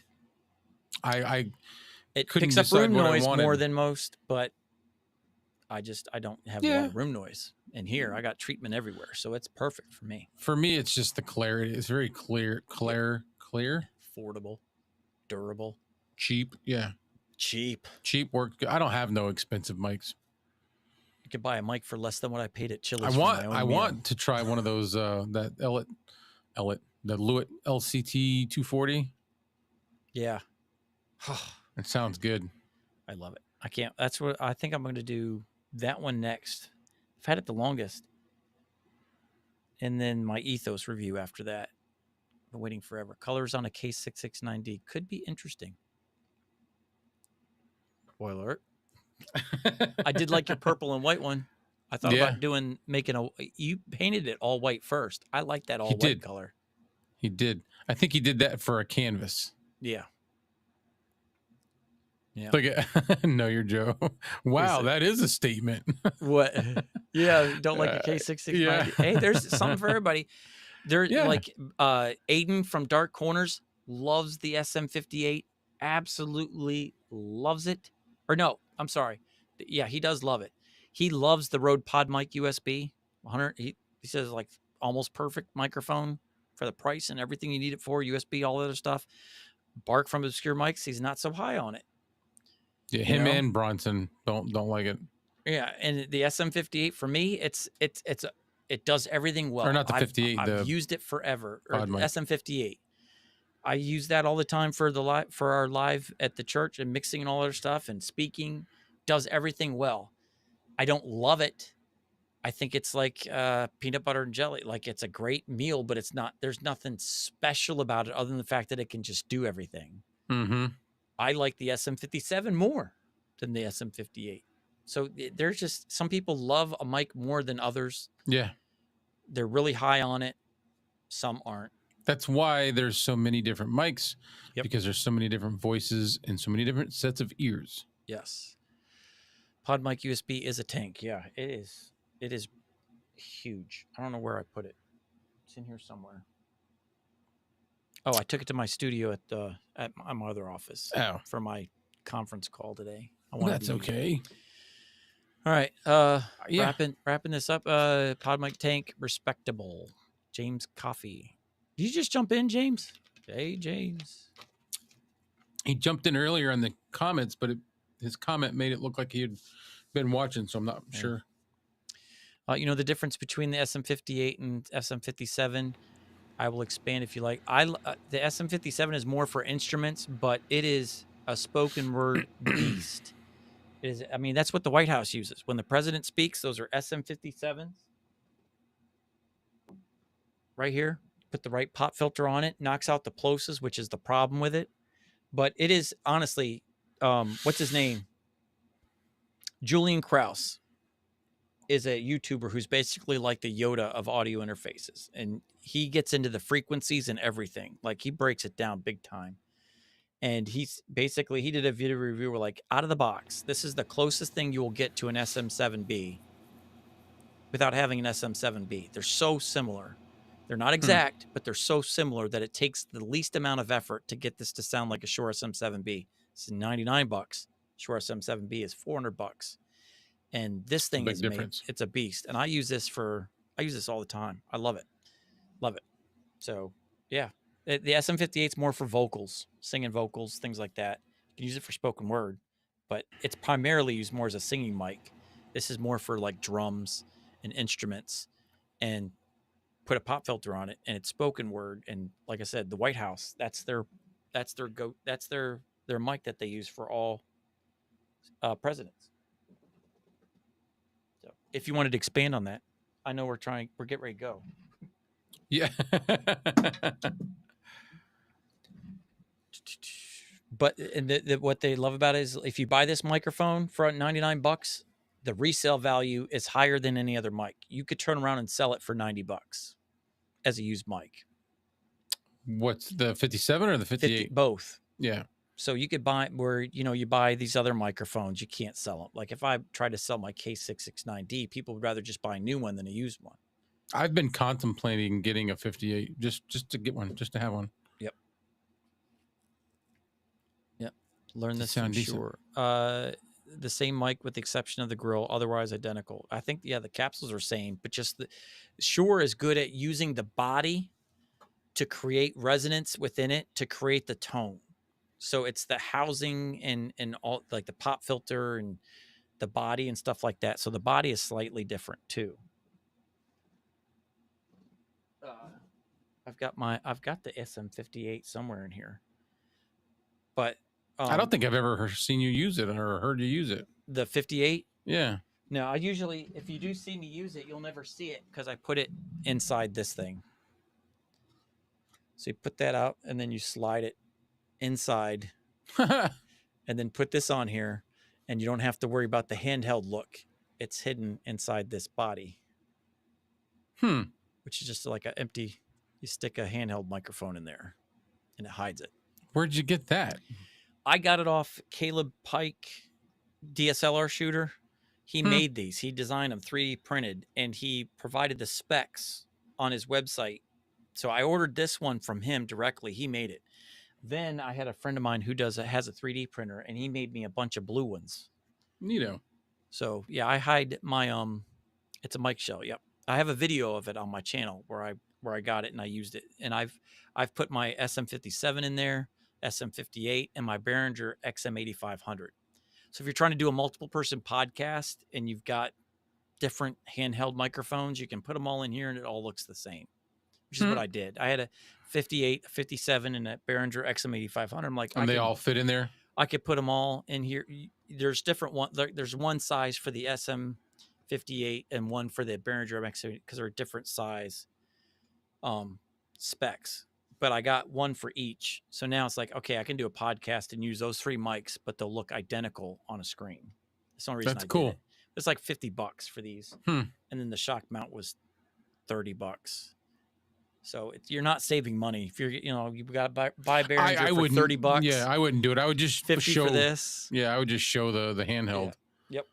And that's where I'm at now. I've gotten over it. When I first started, I'm like, I don't like the look of a handheld in my shot. But now I'm like, I'm over it. I love it. So I said, I'm considering doing it just because it's a handheld. Yeah. I'm not gonna handhold it. Yep. I might do it for some playing around. Yeah. But I think it would just be neat to be able to bounce back and forth. Yeah. Chris is saying that's how he found me. The phony SM7B case is how I found you. Yeah, I had some fun with that one because there were some people who are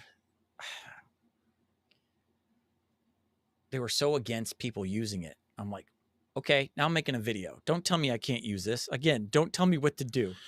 Use stuff not as intended. So I was like, I'm gonna make this video, and I'm just gonna. It's got like it's not this blah blah blah. I'm like, Yeah. yes, no, yes. I was arguing with his video. Anyways. Long story short, it's a fun video. I had fun with it. Do you know what the windscreen is that's on the 57?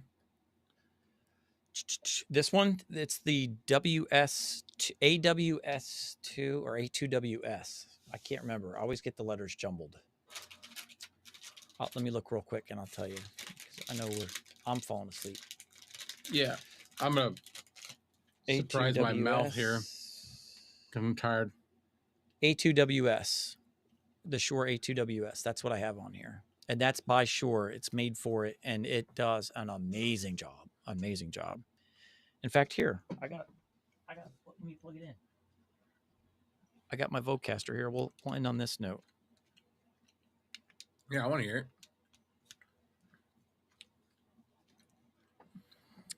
Let me mute my K669D. Testing 1 2 3. Testing 1 2 3. This is no processing. Testing 1 2. Let me get it louder. We need to be a little louder here. Testing 1 2 3. Testing 1 2 3. Bump it, bump it, bump it, bump it. This is no processing whatsoever, right out of the box. So yeah, if you like that SM7B, but you don't want that sound, or you don't want that price tag, okay, just real quick so you can see how close they are in sound. No anything. Unplug the wrong end.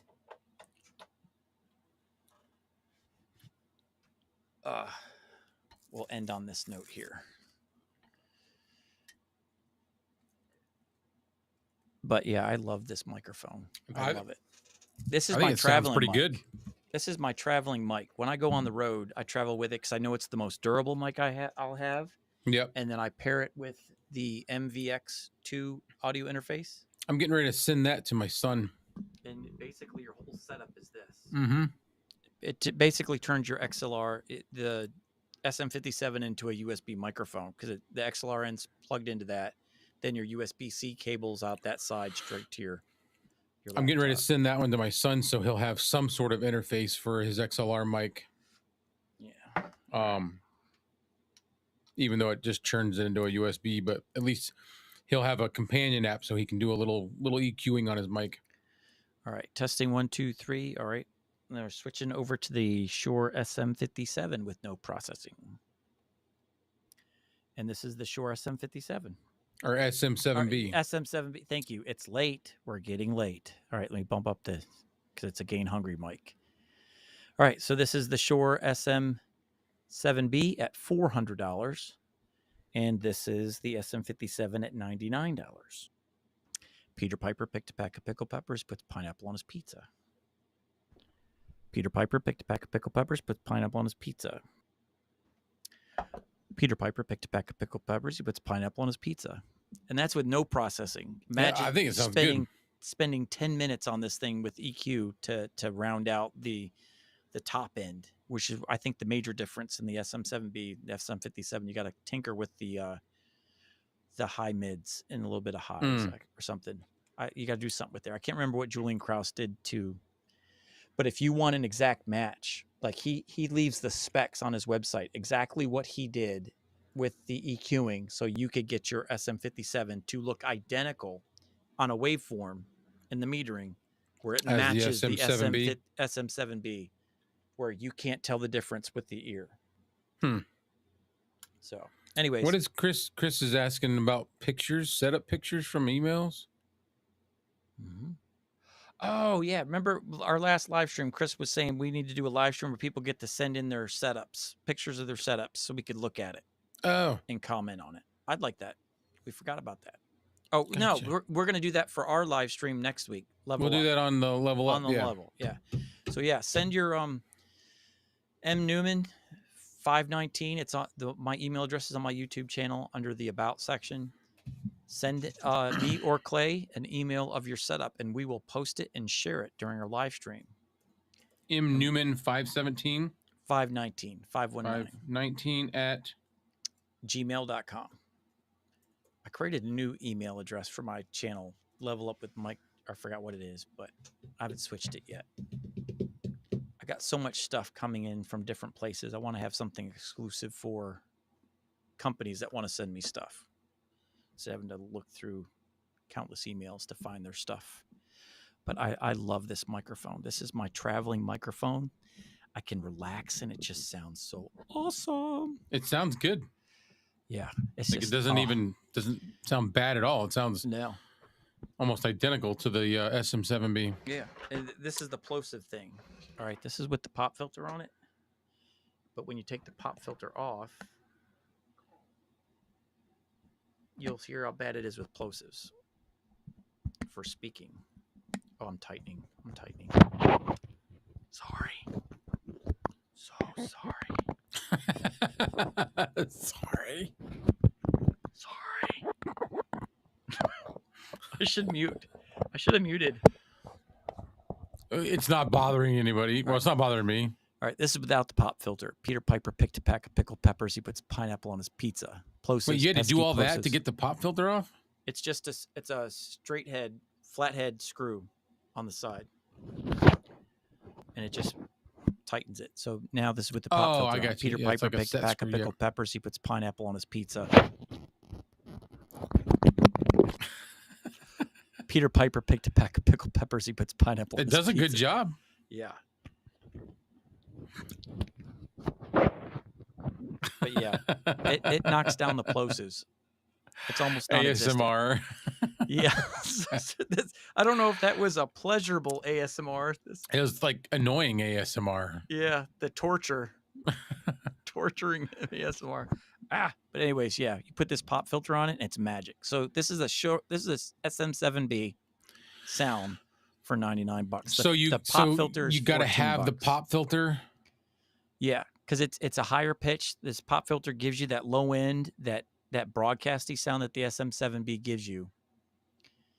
And the pop filter is only $14.94 for the original Shure A2WS. You can get a knockoff for like $7,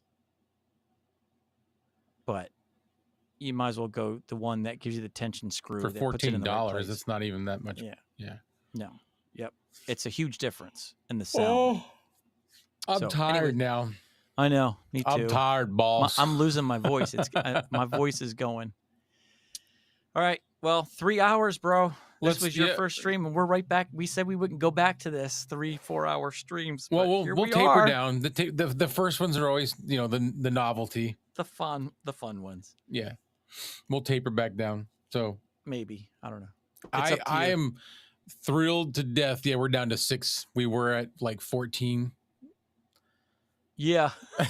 Everybody went to bed except for us. Because they've got brains. Yeah. But I am thrilled to death that they were up that high, that the comments I can't even see how many. You guys there are were now. Awesome tonight. Awesome. It was really cool. We did talk about a lot of off subject stuff, but the main bread and butter is the opener. Yes. And then once we get done with that, it doesn't matter. After that, it's just dudes having fun. So I appreciate it. Yeah. No, your Joe went by quick. Yes, it did. Yeah, 3 hours went really fast. I'm just happy. I just realized right before we went live, my wife's like, "You do realize you don't have to meet Wayne for breakfast or coffee in the morning, right?" I'm like, oh. Yeah, but you know what, man? He's on vacation, so I don't have to meet anybody early in the morning. I could stay up late, and if somebody said, let's have breakfast, I'll get up early. Yeah, I still do. Going out for breakfast is like my favorite thing. Coffee, grab a bite to eat or something. Yep. Chris, tell the granddaughters I said hi. Yep. And yeah. Hello. Yep. We're gonna say goodnight, guys. So yeah, it's only 9:30 over there. I'm good for another 2 hours. Yeah. Your 2 hours from now is our 2 hours now. Yeah. Your 2 hours from now is 11:30. It is 11:30 here. Yeah. 11:30 a.m. Oh, where is he? Oh, I think James is in the Philippines, isn't he? I don't know. He's a friend of Dave's, I believe. Cool. And he That's made it. cool. Did you see his video he just posted? I know we're leaving, but Dave's? he did a video on the K688, how to get it to Yep. sound clear. Yep. And it's a great video for you to learn how to EQ. Yeah. And he was even showing like there's frequencies that you don't need above 20,000. Cut that out. I Below use 60, that. cut it out. And that was exactly what was wrong with the Joby. Everything Yep. he was saying to cut out is exactly where like they don't. I use that in my OBS. I use that EQ, that Tokyo Dawn. I've never used it. I always use the equalizer in the DaVinci Resolve, where you can cut and adjust right there in DaVinci Resolve. So I use that. Good night, Joe. Know your Joe. Yep. Good night. Good night. And good night. Good night. Good night, everyone. Good morning, James. Yeah. Good morning, James. Have good lunch. Have a nice day. I'm gonna go have my midnight snack here. I am too. I'm gonna have an orange because I'm up too late. Yep. But anyway, we're gonna close this up because I'm starting to get loopy. Yeah. I've been there for an hour. So next week, or not next week, but 2 weeks from now, we're doing level up, right? Yep. And I just wanted to say this too. I'm starting to get like pockets in my day where I have nothing to do. So I might start for you guys doing I'm trying to think about whether to just be members only, but just popping in random, like, Tom Buck does it where hey, I got an hour here. It's 11 o'clock. I'm going to go live and just talk. So there's going to be some unscheduled lives where you're just going to see me solo because, Clay will be working. We're working on something, but I'll just pop in. If I got an hour, I'm going to start jumping in just to hang out with you guys. So sometimes I might have a little bit of notice. Not if Clay's available, he can always jump in where he's at. But you're going to see a little more live from me where I'm not trying to schedule it. I'm just taking advantage of pockets in my schedule. Now that I'm saying no, you can do it. Yep. Now that I'm knowing my nose, I'm just going to start doing some more random live streams, like, around lunchtime around here. So Chris, it may be 8 o'clock in the morning, 11 o'clock here. It might be 8 in the morning for you over there. But yeah, you're going to see a few more lives from me where I might just jump in for an hour and talk about something random. All righty. All right. It'll be 8 p.m. for James. I'm at 8 in the morning, but 8 p.m. for him. So just so everybody knows, we've got 2 weeks from now, we'll be doing level up. Yep. And then another 2 weeks after that, back on this. So we're basically, we're going to alternate every 2 weeks with one channel and then, do it from there. Cause I think we were getting burnt. And not only that, every week, changing it up, gear focused, broadcasting stuff on one podcast and the other one just life, like just sharing some stuff, getting it off. Like let's as I think it was Kevin or somebody said, just we're gonna go out in our woodshed and we're just gonna rage room. We're gonna have a live stream rage room for all of us to just let it all out. So alrighty. All right, man. That being said, so it was fun. 2 weeks on the level, and you're probably gonna see at least one live stream for me random between now and then, maybe 2. Power So, up. Alrighty. With that being said, good night. Peace out. Good night. Talk to everybody next time. We'll see you later. You're the man. I'll go ahead, Clay. I'll go ahead and hit it. Take it easy. Yeah, but Chris, let's put that real quick before we hit the. Whoop. Oh, you got it. All right. No, go ahead. What is it? Send your setup pics to Mike so we could share them in the live stream in 2 weeks. I'm excited. I want to know.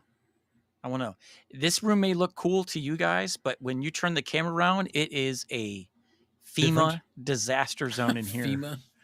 I got stuff everywhere. So FEMA. All right. Night, guys. Good night, everybody. We'll see you later.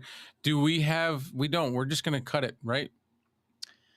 We can do our countdown closing screen, or we can we'll just say goodbye. Yeah. We'll have it next time. Next time. Yep. All right. All right. Peace out, guys. Night.